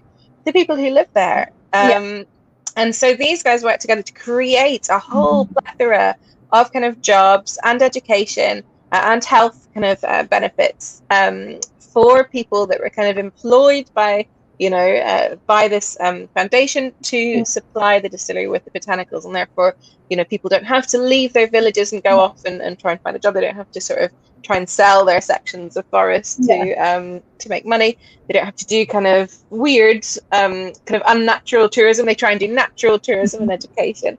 And also the kind of the things that go alongside the gin. So like this little leather strap here. They do little mats and woven things as well. So there's all kinds of little bits and bobs that these guys they use the tribal kind of traditional techniques, get them to create that as well. So really, really amazing way of giving back to the kind of Amazon, but also highlighting those charities to the rest of the world as well. Because what people would argue and absolutely agree that, making a spirit isn't great for the environment, shipping it all over the world isn't great for the environment, but you can't rescue something if everyone doesn't know about it. You can't, get that support for those charities if people don't know about it. And giving those people that support is, we think on balance, less bad than ignoring it. So that's it's like the sort of travel industry and things as well. It is obviously bad to go and fly across the planet in a plane, but if you don't go and fly across the planet in a plane, you're never going to know what it's like in Venezuela, for example. There's that sort of balance of things, and I know you can offset your carbon footprint with planes now and things like that. But yeah, it's a bit of a catch-22 situation. You almost have to do it, but you're not doing what you're doing is not right. But then at the same time, you're also doing something that is going to help. So exactly. So it's about trying to weigh up balances and try and make sure that side, the helping side, is stacked essentially, and the other side is kept as light as possible. So obviously their packaging is all kind of reflective of this. They use recycled glass to make the bottles. Their labels and the glue, this is all biodegradable, and the glue is completely biodegradable, non-toxic as well. And this cork is made of wood as well. So the top is made of wood. So it's all, again, as low impact as possible. So I think I've sort of said all that already. And these are some of the pictures of some of the people that, the distillery, the guys from the distillery have been helping, and they know where their money is going. So these are kind of this areas here. So, just amazing. So we're back to gin focus. These guys are, it's really interesting. And again, they are making a traditional gin. They did think about making a botanical spirit, just using Amazonian botanicals and nothing anything else. But that does make things very, very hard when you want to import to a country, and for what kind of customers recognize. And they sort of felt like if they made sure it was a gin, then they would be able to do more good with that. They'd be able to, more people would recognize what it is, be able to taste it, be able to enjoy it, and therefore more money going back to these charities. So they use 8 traditional gin botanicals. So obviously juniper is predominant there. That's it there. It's coming from the Americas. It's not going to be local. It's not Amazonian grown. Angelica root, coriander seed, caraway, orange peel, and then 2 types of Venezuelan grapefruit. But then they're also using a variety of botanicals, like I say, that are grown, hand-picked in the Amazon by the people who live there. And these are what we're going to focus on, unsurprisingly. Obviously, do taste this. I want you to pick out the juniper and the citrus, which you should definitely be able to get. There's no mistaking the juniper in this. But then there's also some grapefruit and the grapefruit, absolutely. So there's lots and lots of kind of zingy flavors here, but let me run you through some of these amazing, and my pronunciation, I apologize to anyone Venezuelan who might think this is. But the really interesting thing as well is, of course, all of these fruits and things will be ripening at different times. They're in different regions of the Amazon. So we've got a little bit of kind of growing information here as well. But this is Kapwazi. So it's like a white cacao. So very large, kind of bittersweet, like a melon size. So very, very cool. Harvested in June to September, and it's in it's in the Amazon basin, but up at higher land, so it's like being too wet. And basically, when they fall off, that's when they're ripe, and they'll get taken to the distillery. So it's just tiny little batches at a time, which is kind of leads us to their main production. But let's keep going through these. So this is Murray. This is cashew, and I'd never seen a cashew on a tree before or the plant, but that bit at the top is the nut, and that bit at the bottom is what we're using here. So we don't use the nut. The passion did have nuts in it, although it's distilled, so it shouldn't be an allergen. But this is the fruit of the cashew, also called, like I say, Murray. So it's kind of quite sour, a little bit sweet. Quite astringent. It's again, it's ripe when it falls off, so this is great, not having to climb up any trees and try and pick it. This is Acai or Sege. Steh, I think. So oily pulp here, and this goes in a tall palm tree, so you do have to. This one, well, yes, no, it falls as well, so you're okay. So you get kind of quite a heavy olive oil kind of coming, kind of heavy oil coming from this one. So little clumps, little clusters coming up. So really, really interesting fruit. I've never, don't know anything like that at all, basically. And then we've got these are like snake fruit, actually. This is their kind of nickname, or uva de palma. So it's moriche. So it's bittersweet. It's got quite a strong color, and the skin is like a snake skin, and the pulp is quite yellow. So that's there. And again, this one you do have to climb and get it. But more floodplain, this one. So completely different territory to the first one. Then Samarico. So bittersweet again. More vitamin C than an orange, apparently. So gross. Yeah, it does like a Scotch bonnet, like a scary pepper, but it's not. Again, this one falls from the tree, so nice and handy. And then Tapiro. This is the tomato of the Amazon, which I love.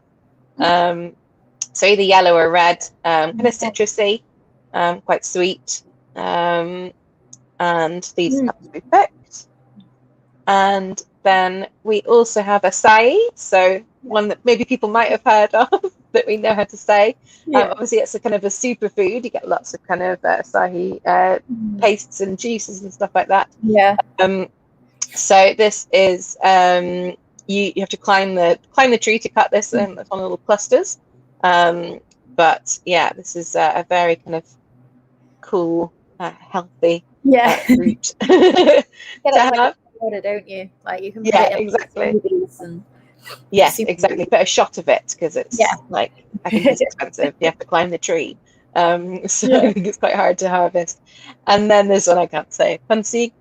Let's go. Yeah, I don't know how you'd say that. Indica Plum. So it looks a bit like a pear to me, I think. But white and juicy pulp, mild aromatic flavour. And then partita is like a passion fruit. And this is an endemic type of passion fruit, just only found in the Amazon. So it falls off again when it's ripe. So you've got lots and lots of different flavours there. Now, what they do, because obviously they are obviously coming into the distillery in kind of dribs and drabs, when they've fallen from the tree, people go and gather them up and bring them to sort of a collection point, and then they'll get kind of gathered up and brought to the distillery. And obviously all harvested at different times of year. So again, these guys are therefore distilling everything separately. Okay, so all of those things, because again, the passion fruit from this area, the rainforest might be completely different in flavour from this area. So what they need to do is distill them all separately to then make a sort of passion. Let's focus on the passion fruit one because I can remember what that was called. And then make a sort of passion fruit spirit that then will be blended together with the other botanical spirits as well. Okay, so again, this is another one where things are all distilled separately because you're going to get different things. You can't chuck them in. You can't wait for them all to be ripe at the same time. It's just not going to happen. So this is a tiny little still here. So the spirit and whichever botanical we're doing, so they'll be macerated for different amounts of time. There's lots of different maturation times, again, depending on the optimum thing for that fruit and how it's behaving. And then it's run through. We get the spirit with that flavour, and then you can blend that together. Now, these guys, as I said at the beginning, these are rum producers. So these guys produce a fantastic rum range called Diplomatico, where they have lots and lots of different styles of spirit, ages of spirit, different types of casks that they blend together. So again, they have incredible knowledge of how to blend spirits and make them balanced and delicious. So sorry, hopefully people are tasting this one already. I'm still talking too much. This one's 47% ABV here. I'm just going to go to my notes. I've been tasting these a lot more over the last few nights altogether. I usually drink them, one at a time. I've not been tasting them all next to each other. So this one, I think we're getting a bit more, for me, it feels sweeter. Than the last one. It was quite creamy for me. And the first Amazonian botanical, the Kapwazi. Yes, that one. That one. And he said it's like a white cacao. That that for me, the cacao kind of really comes through. But then when I smell it, it's got this really like fruity, sour sort of smell, and I just love this so much. In a way, it reminds me a little bit of a tequila. I don't know if that's okay. why. Oh, I see what you mean by that kind of pepperiness, because tequila are the traditional flavors from agave. You'd get kind of like pepper, jalapeno kind of things, and there's definitely that kind of. Sometimes you get that like sour fruit, and I think that's why. And I love. I mean, there's a zinginess in this, and it's sherbety, heading towards sherbet as well, which I absolutely love about it. Obviously, there's partly that grapefruit. I also get that kind of violet kind of flavors as well. There's definitely a floral aspect coming in here, which I don't think we've seen. You know, we've had the rose last time, and then kind of like tart red berries, like red currant type thing as well. And of course, I'm likening it to European fruits, and I haven't tried all these amazing Amazonia ones, so it is a bit difficult. Hopefully, if anyone has been to Venezuela and tried all of these, then they're maybe recognizing some of the flavors, because it is a bit harder when you haven't heard of all the things. But super interesting flavors. I've never tasted a gin like it. There's nothing else using these type of things in there. So it's a bit of a flavor wheel. Oh, wow. I know. See, this is one of my favorite gins to sell. If someone comes in and they say, "Oh, I want a gin and I want something a bit different," this is the one I go to, because, you know, first of all, it's not something that you see on the shelf in the supermarket often. I think you might be able to get it in Waitrose now, but Waitrose got a great selection of wine and spirits and stuff. But I just think it's something that, in terms of a gin drinker, yes, it's still gin. You still get the juniper, and you've got the kind of citrus in there, but it's so different. The botanicals in it are so unusual for European sort of outlook. We don't come across these botanicals and these fruits and things. I don't think we ever come across them. I can't say we've come across them. Absolutely. You get a cashew nut. You didn't know it grew attached to a. No, exactly. So just amazing. And I think that's the thing. And the great thing about exploring gins is, meeting these botanicals that you might not have ever met before, and, trying to work out what's coming from where. And this is quite a lovely little thing here. So, you can sort of see, the bittersweet at the top right. That's the acai, the passion fruit, and the red Simurco. And they've got aromatic and citric is quite, heavy here. And it's sort of showing you a little bit about all the different flavors that are coming from where. So really, really interesting. I think we need this because we haven't, we don't know whether something's giving you fruitiness or something else. But absolutely delicious gin. And, that kind of, again, going back to people, trusted, well-known spirits producer with, years and years of experience, deciding to, branch out in this kind of other direction, using the skills that they have and the local things to them as well. So it's kind of absolutely amazing to see this kind of thing happening. So it's delicious. Now this one, great in a gin and tonic with a slice of grapefruit, but also rather than tonic, using grapefruit soda, or tonic and grapefruit juice, or soda and grapefruit juice. But you can also buy grapefruit sodas. It's absolutely beautiful. And for me, on the hot summer's day, my post-work drink, this quite often has been a great choice. I'm there. That's where I am mentally. This weekend, it's going to be warm this weekend, apparently. If it's not already. It's been a bit weird today in London, but it's been a bit weird the past few days here. I feel like I'll believe it when it happens. At the moment, I'm not sure, but fingers crossed anyway. So hopefully. So lots and lots of flavors happening here. This one, I mean, like all of them, I think you can sit quite a lot on their own and really sort of get into them. They'll give you, it's like perfume when you're tasting a gin. You're going to get those what called top notes coming off first, the things that evaporate, that are more volatile, come off first. Then if you leave it for a while and let it roll around your palate and take more sips over an extended period of time, you'll get the kind of mid notes, and then after even longer you start getting base notes. And sometimes you'll feel some of the base notes hitting the lower end of the palate as well. We'll speed that up a little bit by adding a little splosh of something else, just to see kind of what other flavors come through. But there's lots of flavors to all of these, and hopefully people are picking up the differences. They are starkly different. That's why I put them in this order as well, to try and hopefully go from sort of not extremes, but different areas. I think when you add tonic, this gets a bit more floral, get a bit more herbaceous. The fruitiness is kind of flattened a little bit. So getting more kind of green piney notes, the junipers come through a little bit more. Juniper's quite oily, so juniper will usually come through a little bit better once you've diluted. Yeah, that's good. Okay. I'm worried about how long I'm talking for. I'm gonna try. Right, so now we're going to jump over to Canada. So up north from Venezuela, and taste Ungava, our only gin that has a not clear liquid, or not colorless liquid. Sorry, should I say it's clear? Oh, and it comes in a coat. You've got the coat. I love the coat. It's from Canada. It needs a coat. Yeah. Okay. So I have the coat, but not on me. I kind of want to, like, I wish I had arms. I could put my cat into it. Like, she'd hate it. She'd be furious at the idea. Put little armholes out of it. Yeah, right? I don't know whether, like you say, I don't know whether she'd enjoy it, but if you see me covered in scratches, next time you see me, you'll be like, okay, I know. Yeah, it went badly. Yeah, exactly. Right, let's continue our lovely gin tour. So we are going to Canada now, to northern Canada. So there is Canada from kind of, there's the Arctic Circle at the top and the border with America's that red line kind of going through around the middle. And we're looking at northern Quebec. So it's the Nunavik kind of traditional name for it is Nunavik area.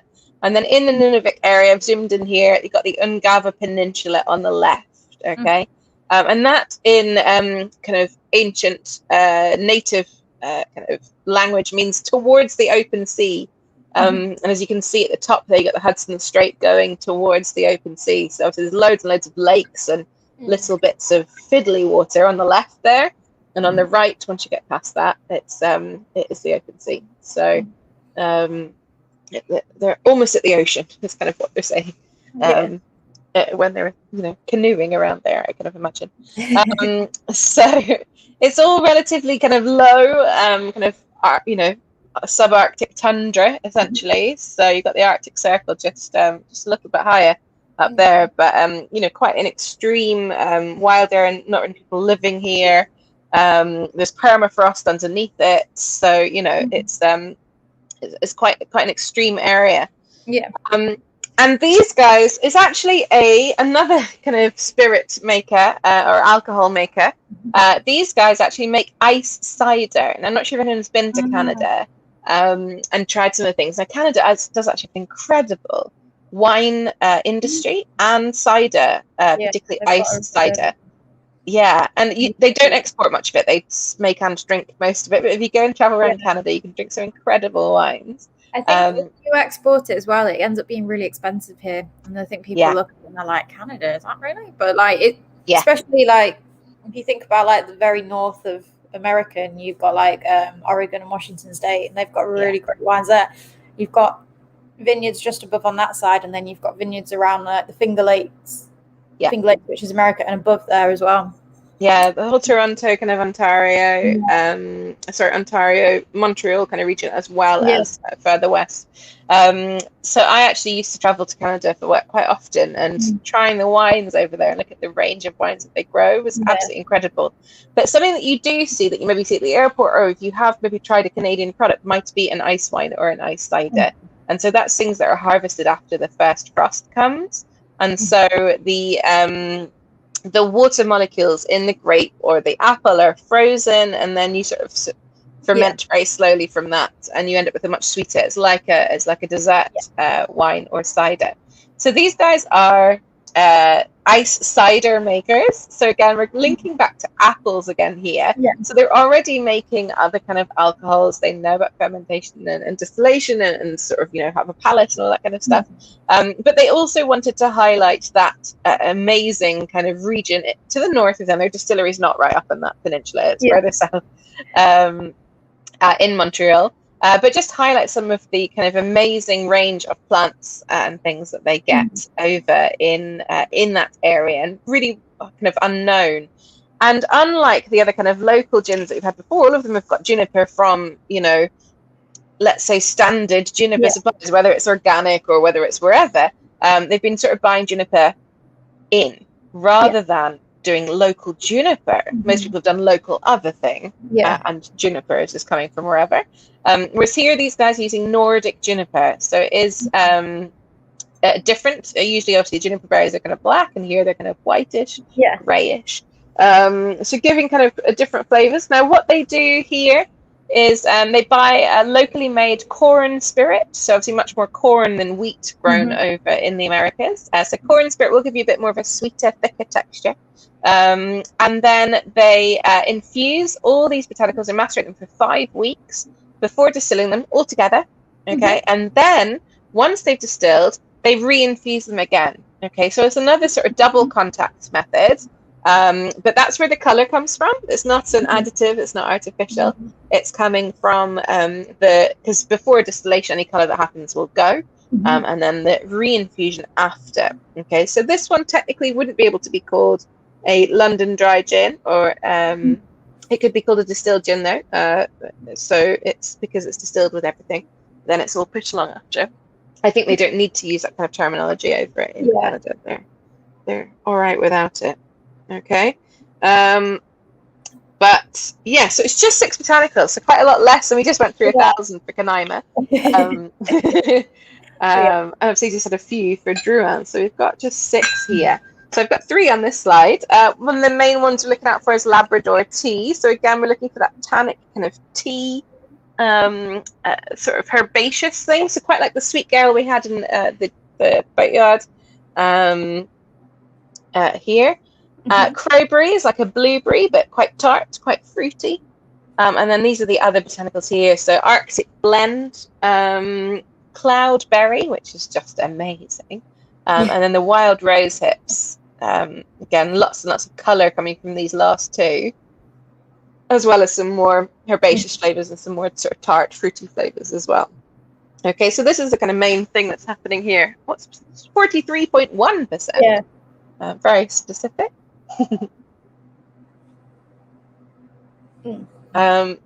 Yeah, so again, juniper predominance is still a classic gin, and you know, we're obviously talking about loads of different local things, regional things, different methods of production, and all of these gins tonight, I'd still say so far all of them are very much classic gins, but with that local or regional kind of spin on them as well. Like in comparison to Canaima, this has just got that, it's just got such a like herbaceous quality to it. And like when it says about the sort of tart berries, you get that real sort of like slightly green kind of fruitiness from it. You know, the almost like the cranberry and the red currant sort of side of fruit, as opposed to it being like that rich sort of like ripe sort of cherry style. I'm thinking along in terms here with that. But no, totally. But that tea, that sort of tan, it's much drier. Remember the Canaima was quite sweet. It was quite sherbety. This is much, much drier. You're getting loads of those tannins. It feels more like more traditionally juniper, ginny, dry, earthy. There is kind of an iris kind of flavour coming through, I think. So again, quite a lot of floral kind of action. Pine needles. So that kind of thing coming through. Kind of And much drier at the front and kind of roof of your mouth. Feel that dryness coming through there. Still feels quite lush though. That's the corn spirit. So yeah, corn spirit will give you quite a, you know, like a buttered sweet corn kind of texture. So that's the way to look out for there too. So I feel like the dryness of this one just feels really refreshing, doesn't it? Really like. I mean, I feel like that works quite nicely, that you get that sort of creaminess from the corn, but then you've got all these really quite very fresh, sort of very kind of aromatic style fruits and herbs in there as well, that, you know, give you that much sort of tart and much drier kind of character. Where I feel like if you were to use the Canaima and you had like something like a corn spirit in that, you would get too much on there. It just kind of overpower it. Absolutely. The balance on that. Yeah, totally. I'm not sure if anyone else is also getting kind of a menthol effect as well when you breathe in. So once you've swallowed this, your mouth might feel kind of colder breathing in. There's nothing menthol in here. I think maybe the Arctic Blend might be giving this kind of herbaceous, slightly anise kind of flavour coming through for here.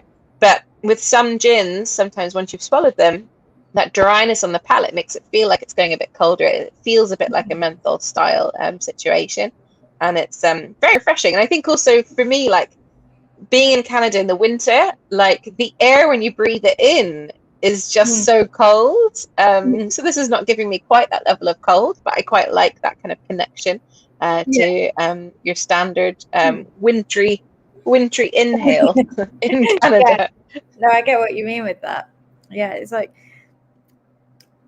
yeah, it's not. I know what you mean. It's not quite like proper menthol, but it's that almost like green kind of stalkiness. Sometimes you get that just it's quite stark on the back of the palate that you notice it, if that makes sense. Yeah, definitely. Yeah. So yeah, this is, I think as well for me, like traditional gin drinkers would really like this.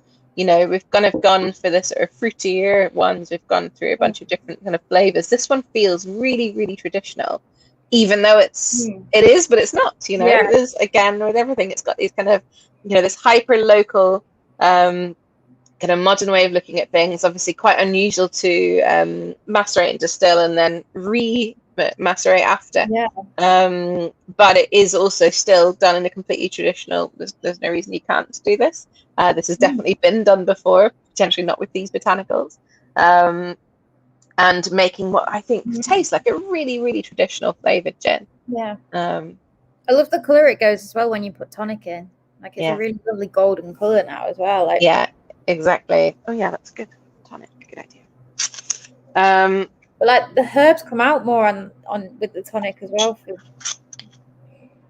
Yeah, and I think that's the thing that's quite surprising sometimes, because you'd expect, you know, a dry gin, tonic is dry, quite bitter. To add those things together, you might be at risk of creating something awful. And that's not what happens at all here.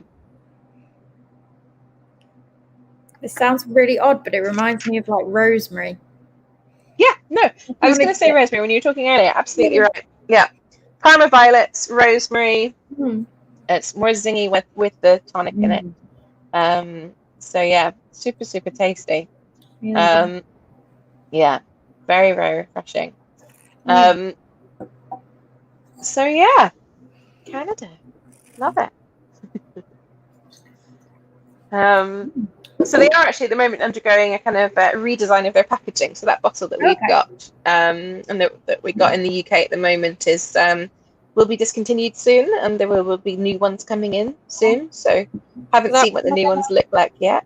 Are they going to get rid of the little coat on it as well? I have no idea. I will be devastated if they do, but potentially.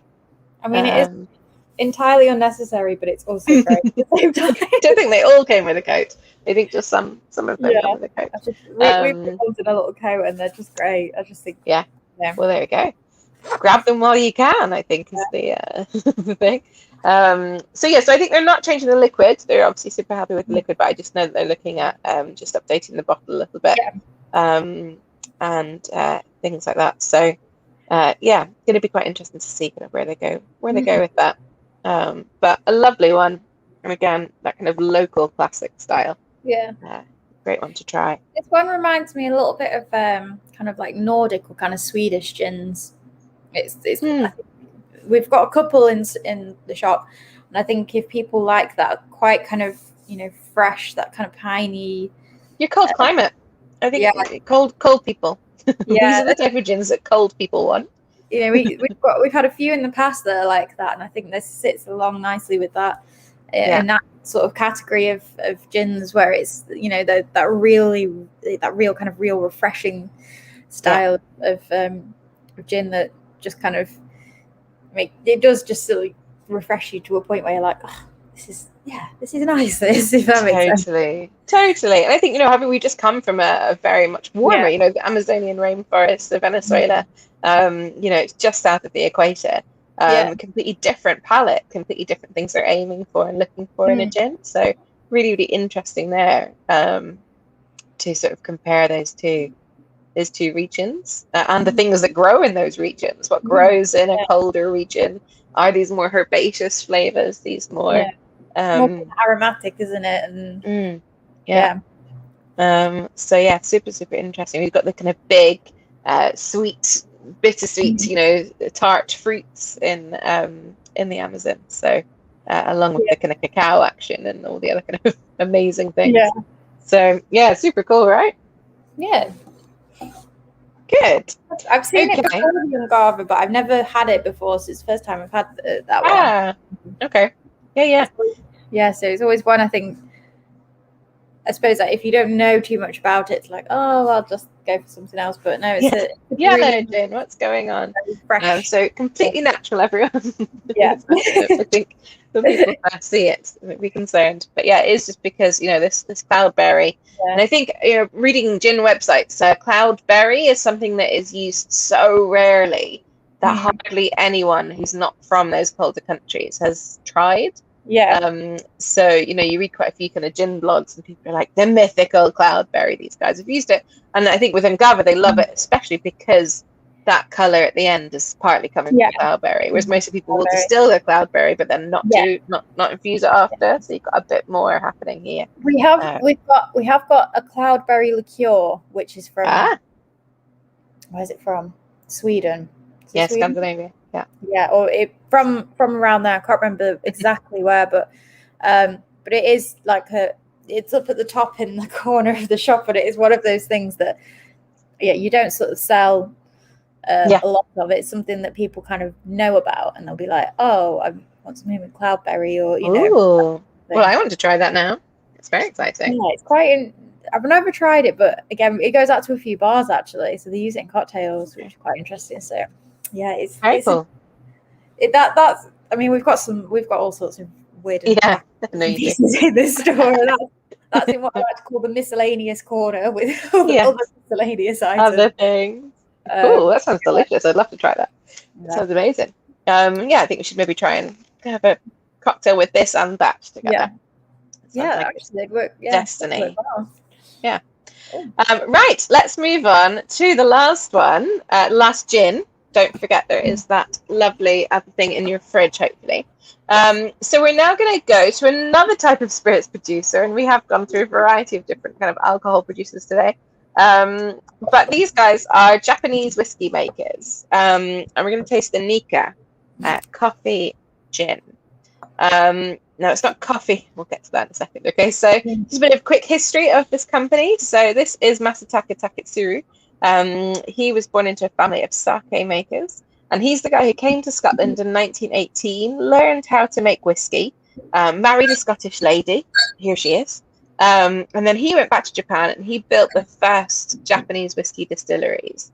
So in Japan, no one really knew how to make whiskey until Taketsuru went to Scotland and then came back. And he ended up setting up himself a whiskey company, started up in 1934, called Nikka. And he built himself 2 distilleries. We're just going to focus on the second distillery now. This one is where that arrow is coming from. It's in the Sendai province, built in 1969. It was his second distillery. He built one for himself also in 1934.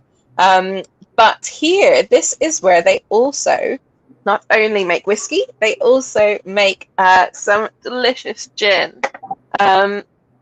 So the interesting thing about this one is that word coffee. Oh, and here's a nice picture of the distillery. Is that word coffee on the label? I'm not sure everyone can see that. Hopefully everyone's noticed it's not spelled coffee like the bean or the drink, because it's not that. It is spelled with a Y on the end. Remember that man I told you about in the 1830s who developed the way of making top quality spirits so that your gin didn't have to be sweetened or have lots of additives in it anymore. It could be much nicer and help to develop the whole style of London dry gin. So this Mr. Coffee is also who this gin is named after, and the type of production method that Nikka are using here. So that tall building, sort of on the right hand top corner, not the pointy one, the sort of tall square one, that is where the coffee stills live. And what Nikka do is they make grain whiskey in there, but they also make their own neutral spirit, which they then make their gin from. Okay, so That's what I've just said. And here's a coffee still. Don't worry about how it works. It's absolutely fine. But these guys, they came from Glasgow. So Takitsuru obviously shipped everything over from Glasgow. So what they do is they make their own spirit from both corn and malted barley. Now, I know I said earlier malted barley would be a super unusual thing to use as the neutral spirit in a gin, and it is, because it's expensive and it's used for making whiskey. But these guys have a lot of it lying around, so they thought, let's give it a go. Remember I said gin earlier, corn would give you kind of a sort of buttered popcorn kind of flavour, a bit of a sweeter, thicker texture. So they'll get that from the corn. Malted barley is more savoury and will give you some more savoury notes in your spirit as well. And then with that spirit, with the corn spirit, actually, what they do is they have 11 different botanicals and they infuse them and distill them, not completely separately, but in 3 groups. Okay, so we've obviously had some earlier that were done all together. We had some earlier where every botanical is distilled separately. Now we're going in between those 2 options, and they're distilled in groups. So we have what we call the traditional gin botanicals. So obviously the juniper, big there, kind of middle left, lemon peel, orange peel, angelica, and coriander. Those are all chucked into some of the corn spirit together, left to macerate for 24 hours, and then distilled together. Okay, so they're making essentially a gin. With that could be just called a gin, right? From then on. But they also wanted to have some things that are more local and more linking to the history of their company and their culture. So they also use 4 different types of Japanese citrus. Okay, so we've got, they're the sort of ones on the sort of middle of the screen. So Amanatsu, Kobesu, and then going right from there, Shikasar and Yuzu. So these are all aromatic grapefruits, limes, lemons. You can really smell them if you smell this gin. They also then at this stage add some apple juice, and we're linking back to apples again here. So the interesting about Nika, when Takitsuru started making whiskey, like I mentioned before, he didn't have enough money to wait for the whiskey to age. He didn't make gin at this stage, like lots of modern companies do. But what he did do is make apple juice. He also made cider. And that kept his company going until he was able to release his first whiskey after aging it. So they wanted to add some apple juice here as a nod to that, but actually they did find it adds a really lovely texture to the gin as well. And then the last group, because the apple juice and the Japanese citrus are all done together, the last group is on the top right, and that's Sancho pepper. Now, it's actually not a pepper as we think of it like a peppercorn. A Sancho pepper is like a Szechuan pepper, and it's actually just a really, really tiny citrus fruit. It's 100% peel, basically, and it's so zingy that it feels spicy on your palate. Okay, and so they distill that separately, because if you put the wrong quantity of that in, or you get some Sanchos a bit more vibrant than the next batch, that would ruin everything. Okay, so they keep that separate. And then they distill these in 3 different types of stills. So normal gin botanicals can go into your what we call a normal pot still. So they're all chucked in and distilled at temperature, like most of those gins that we have just tasted earlier. But in Japan, they also have these stills already, right? And they have a long history of gin making at this distillery too. So this wasn't kind of an unknown kind of concept to them. They also thought that the Japanese citrus, if you let them get too hot during distillation, they lose all that zingy, amazing, vibrant flavour. So there's this thing called vacuum distillation, where you distill under a vacuum, which means you don't need to distill as hot. You can distill at things will evaporate at a much lower temperature. So your Japanese citrus, which are whole, will be able to completely keep all their zingy, amazing aromatic flavour. And the same with the Sancho. It's a different vacuum still, because they've obviously got another one lying around. And that is distilled using different conditions as well. So there'll be different sets of vacuum, different temperatures, different maturation times for each of these 3 spirits. Okay. And then they will blend that back together with each other, but also with the unflavoured corn spirit. And remember that malt spirit that we haven't used at all? With that. And this is Tadashi Sakuma-san. This is his project. So he is Nika's chief blender. So he blends their whiskies, and he makes a range of whiskies that are grain whiskies that come from this coffee still. And while experimenting with the coffee still, that's when he really fell in love with the spirit that it makes, wanted to showcase it a bit further, and then decided to make a gin from it as well. Okay, so hardly anyone does this. Most people buy their spirit for their gin from elsewhere. Hardly anyone makes it themselves. So it's quite an unusual thing to do, and very unusual to use malt spirit in that as well. So nice complicated diagram here. Nothing you could do is simple. Hopefully you can see we've got the malt spirit kind of up here, which is distilled through the coffee still, and you get the spirit, and you get the corn through the coffee still, and you get the corn spirit. And then we take the corn spirit here and the Sancho pepper. We take the apples and the citrus with the corn spirit, and then we take the juniper berries, etc., with the corn spirit. Those three spirits, we blend them all together. We add a bit of water, filter it, and then bottle it. Okay, so if that's a bit much for anyone, then don't worry. Focus on the botanicals. So what we're looking for here, obviously, there will be a lot of juniper flavor, but what you will focus on, and unless you're Japanese, your palate will probably focus on the citrus. And it's not actually because citrus is more forward than anything else. It's because to our palates, that citrus really stands out because it's unusual. Okay, because this tastes like, wow, this is like no lime or it's lemon or grapefruit I've ever smelled. So the weird thing about this actually is, to people in Japan who know the flavors of these fruits, this gin is extremely juniper forward. Whereas to us in Europe who haven't tried these citrus fruits before, we pick up the citrus because we're like, ooh, focus on weird thing, focus on unusual flavor. So you might find this is much more citrusy than any of the others, and you're absolutely right for us.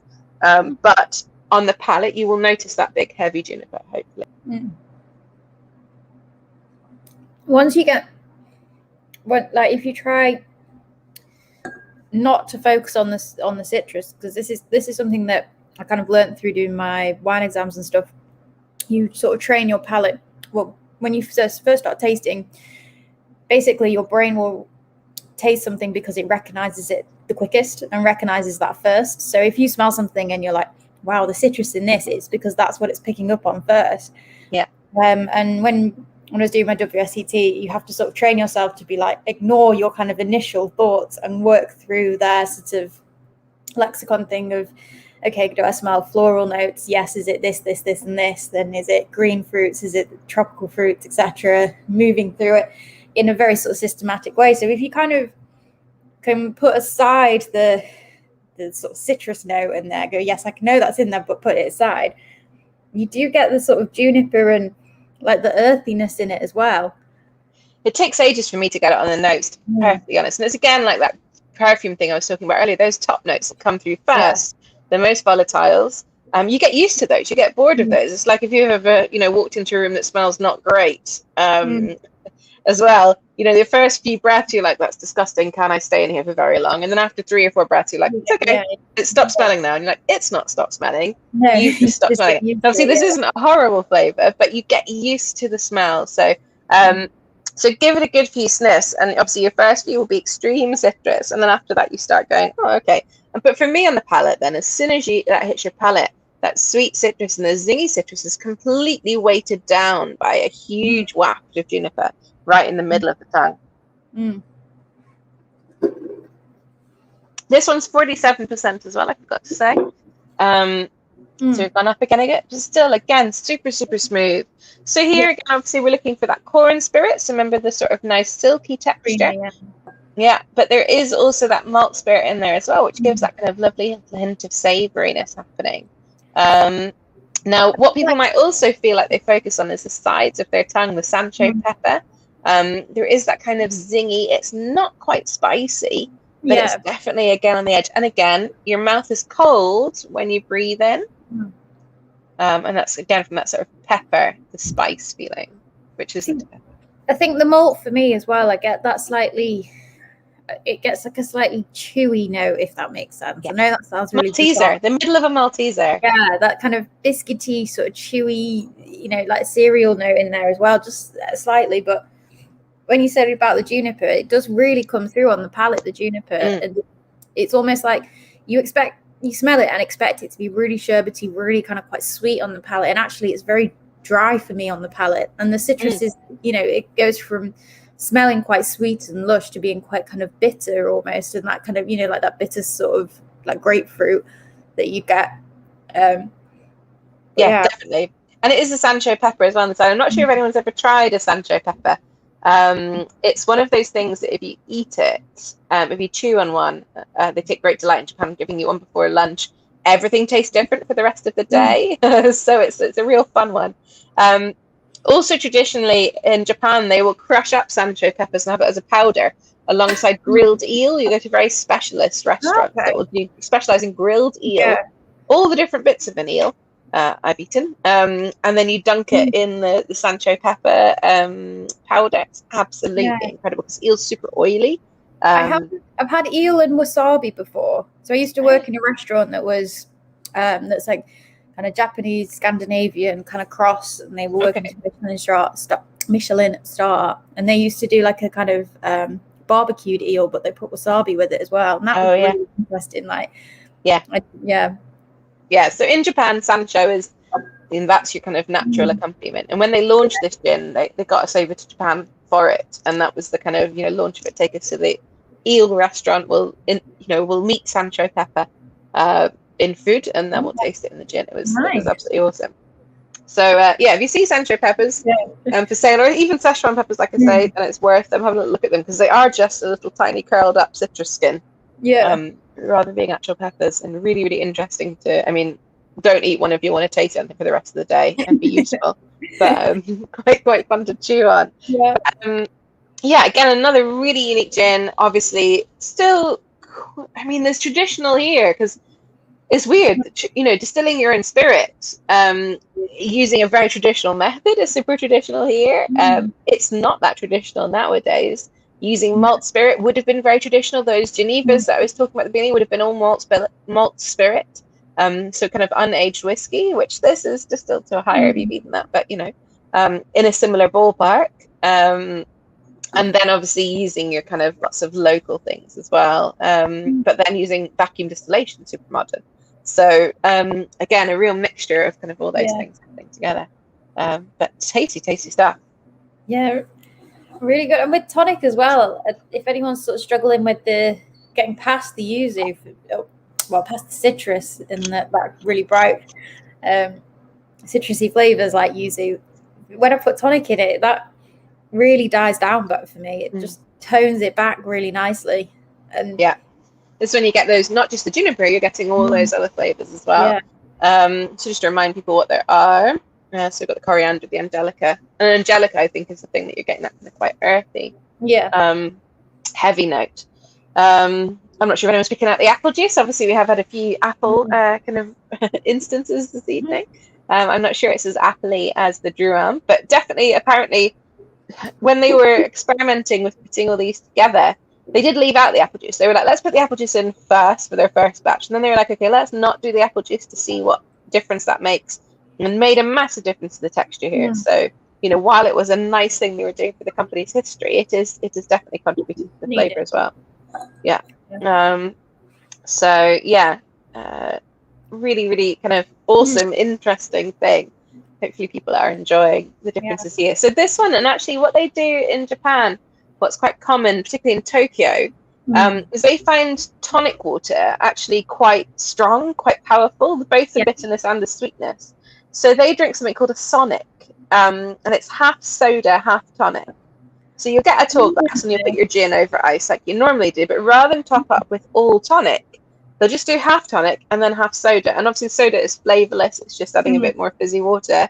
But you're making the tonic then step aside, because some modern tonics really try and overtake the flavor of your gin. You're like, dude, you're the mixer. Calm down. People will ask, if they're asked for a gin, what tonic would you recommend with it?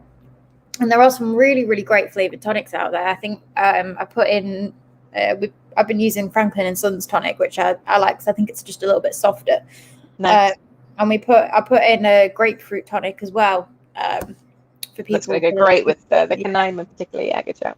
And I think there's a Merchant's Heart in there as well, which is a Japanese sort of style tonic. But sometimes I find, people are like, what tonic would you recommend? And I always say go for a neutral, just kind of basic tonic to start off with, because try it then, see how see what you think of it, see how you find it, and then start adding other flavors. Because sometimes, if you're kind of looking for those tonic pairings, what might work for one person might not work for someone else, Totally. And then someone might say, hey, I really like, apple and elderflower together, so I liked the Duran with elderflower, which for me, I don't think I would like elderflower with that, because you've got that lovely sort of spice in there as well. And you have to kind of find how you want to drink it as well. And I think people sometimes get a little bit kind of caught up on the idea of, oh, how do I serve it? What's the perfect serve? What's going to go with it? And actually, at the end of the day, if you want to drink lemonade with your gin, then go ahead, drink lemonade. I wouldn't choose to do that personally. But it's part of the joy as well. We're having a lot of fun just trying them on their own. But then the next stage is, once you've chosen your favorite, you've then ideally got a whole bottle of it to play with, right? Yeah, you don't need to stick to the same mixer every time. Best thing to do is like little bits. Have a little experiment with that and really get to know it. There's nothing to say that you have to drink it as a gin and tonic. You can have it as a short drink. You can have it as a long drink. It can, gin is as we've mentioned, is a very versatile spirit. It works in cocktails. It works in all sorts of different things. Yeah. And there's a lot to play with out there in terms of mixes as well. But I think it's always good first to just start with something you're familiar with, and start with something quite neutral as a mixer, and then you can kind of go from there and build from that. Yeah, I actually prefer soda as well. I mean, actually, when I was a kid, my mum used to drink gin and tonic, and I always thought I didn't like it. And actually, it was the tonic that I was always struggling with, and the gin turned out. And I started when I was a bit older, was like, oh, gin and bitter lemon is actually okay. And I drank gin and bitter lemon for a while. And then now I think I prefer them with soda. I think maybe because I drink a lot of whiskey and soda, it's a bit easier for me to sort of pick out flavors and know exactly where any sweetness or where any bitterness is coming from. But I used to drink the joy. I used to drink a lot of gin and juice at uni. That was my go-to drink. I used to drink gin and orange juice, which meant the hangovers weren't great because I was drinking so much sugar on a night out. Yeah, that sounds horrible. But now I wouldn't choose that. I think I'd just be thinking, there's just too much in that and too sweet in that. And if you're putting something putting something that strong in it, I'm kind of masking a lot of the other things. But for a lot of people, I think people get very caught up on the idea of what's the perfect serve for it, how should I serve it? And at the end of the day, you should drink it how you like it. And like any gin company as well, like coming from our side, for me to tell people, for me to try and keep up with all the tonics that are released every minute, and check which is the best, it's just impossible. Yeah. So I'll focus on the gin side of things, and you guys can worry about the tonics. But have a play. We only have a small range of tonics because we used to have more, but a lot of them used to go out to our bars and restaurants. And when the pandemic hit, they weren't taking them, and then they end up going out of date. So we've not bought loads of tonic in because we just don't sell it enough. We don't go through it enough. And it's also as well, I kind of feel like if we've just got a few good kind of quite basic tonics that are, kind of neutral, or maybe one that's a more, like a grapefruit one. Yeah. That's going to pair with quite a lot of stuff you can get, that would be quite versatile. But sometimes the ones that are a bit more unusual, I think a bit more sort of specialist, I think you have to kind of find how they work with things. And I'm sure we have got things that they work with, but at the same time, but the good thing about, a bottle of gin, you open it doesn't really go off, try not to keep it in sunlight or, leave it with the lid off or anything. But, it's not going to go off. No. Tonics are quite cheap, quite affordable. So buy some, buy a couple of flavors this week, buy a couple of flavors next week, buy a couple of flavors in another one, and keep going. And, it's all part of the fun of exploring a gin. And I do think as well, people are drinking it more as cocktails now as well. I think lockdown, that really did, people were like, hey, maybe... I've got more time, and I can, I've got more spare cash to be able to buy a bottle of Campari and other things that make my own Negroni and things like that, So I think it's, I think people are seeing gin a bit differently now as well, in that, like I think people are going back to kind of the more traditional or things that they're comfortable with and things that they know, as opposed to unusual sort of flavors. I think in terms of how they drink it as well, they're being a little bit more experimental with, actually, it doesn't have to just be a gin and tonic, it can be other things as well, which is really nice. Which is segueing perfectly into our last thing. So for those of you who went and picked your cocky Coffee Americano in the fridge earlier. Please go and retrieve it now. My fridge is too far away and lots of obstacles, so I'm just going to not, I'm afraid. But by the way, yes. I didn't mean to make that such a seamless link. Perfect. I love it. Love your work. I have potentially talked for too long as well, so you don't need to. Right. So this is different, but it's not the same, right? But for me, like the way that aromatized wines overlap with gin is absolutely incredible, and it's in so many different ways. So obviously, firstly, we've got botanicals, right? So we've just spent ages talking about loads and loads of different botanicals. And aromatized wines came about the same way as gin. So, people wanting to get medicine, which was herbs and stuff herbs and spices in the old days, into booze. And they did this predominantly in kind of southeastern France and northern Italy, using wine, because that's what they had loads of.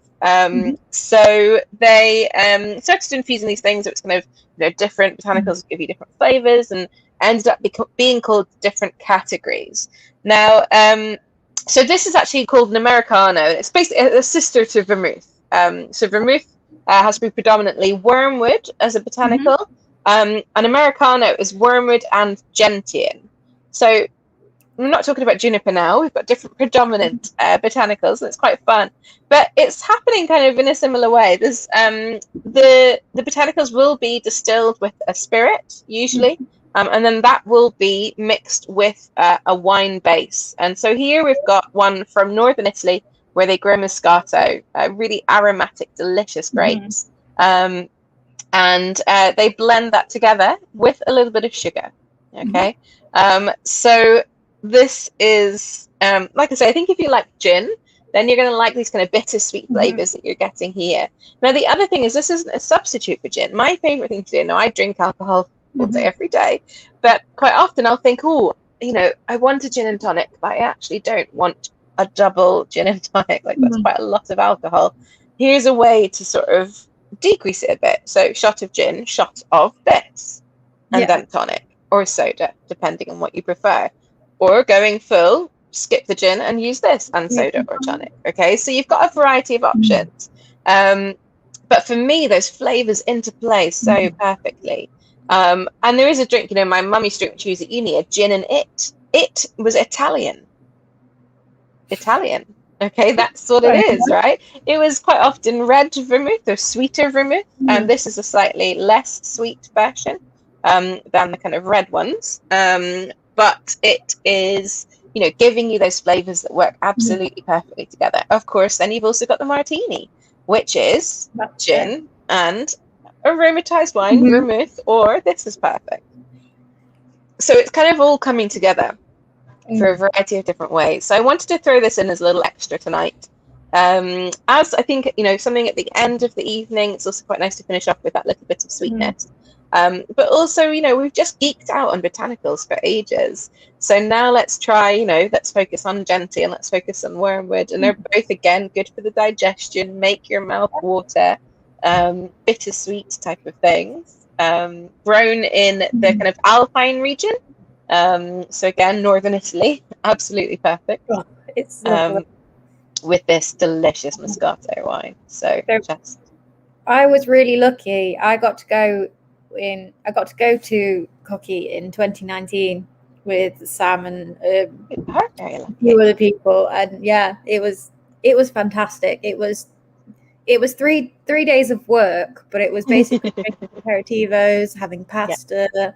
We got to see all the winery, meet the person that, the family that own this distillery, and then go and see their winemaking production part of it. So we had an absolutely fabulous time. So for me, this has always got a bit of a special place in my heart, because I think because I've been there, I'm just like, I love it. Yeah.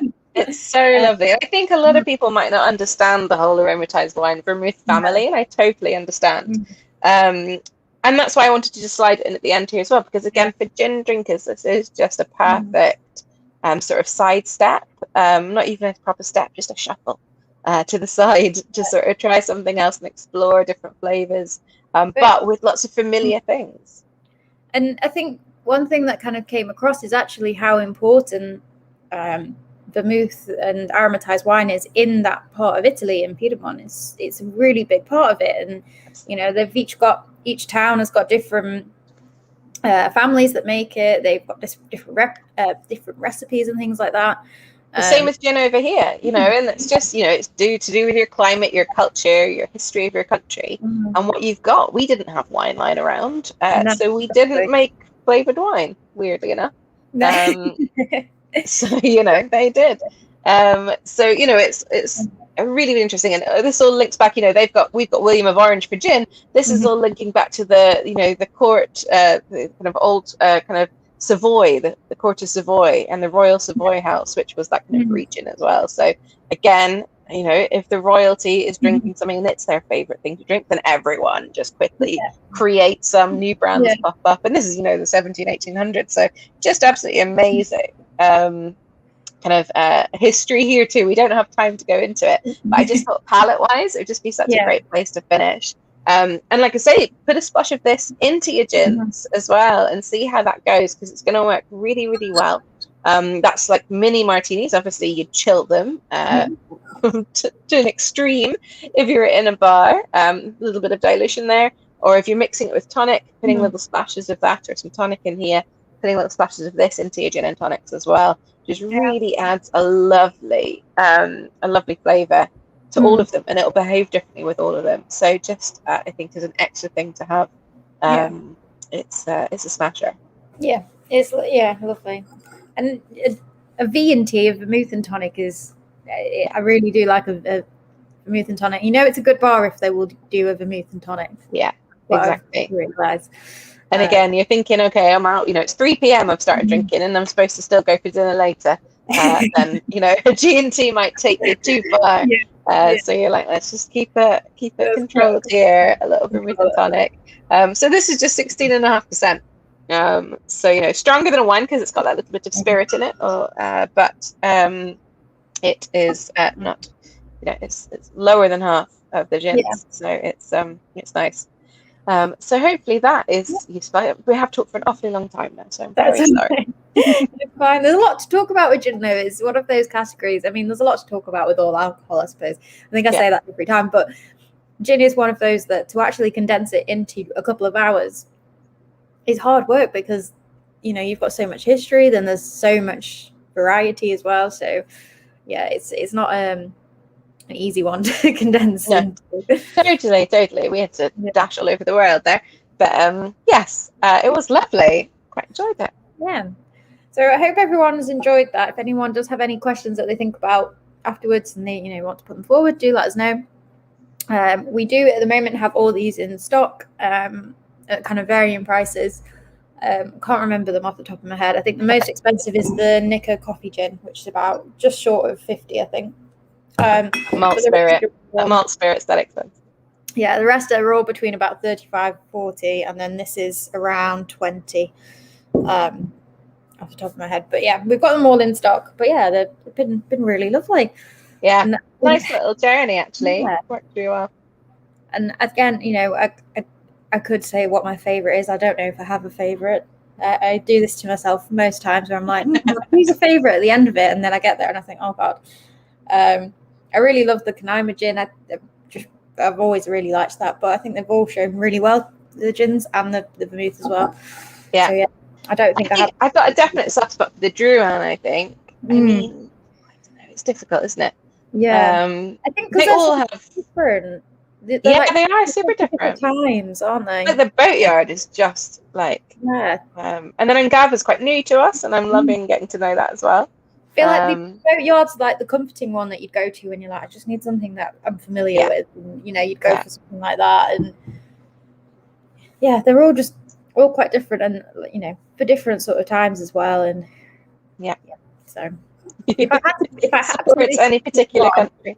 All right. If I had to pick one, I think it probably would be that one. I mean, you're supporting the Amazon. It's important. It's how the earth breathes. Yeah, true. Anyway, I think we'll probably leave it there because I realise it is getting quite late. But yeah, thank you everyone for watching. As I say, any questions, do let us know. And if you want to watch back on anything as well, if there's anything that we've missed, you can always go back and rewatch the stream. So yeah. Thank you so much for having me, Hannah. Thank you very much. It's nice to see everybody. And the broadcast. Bye, everybody.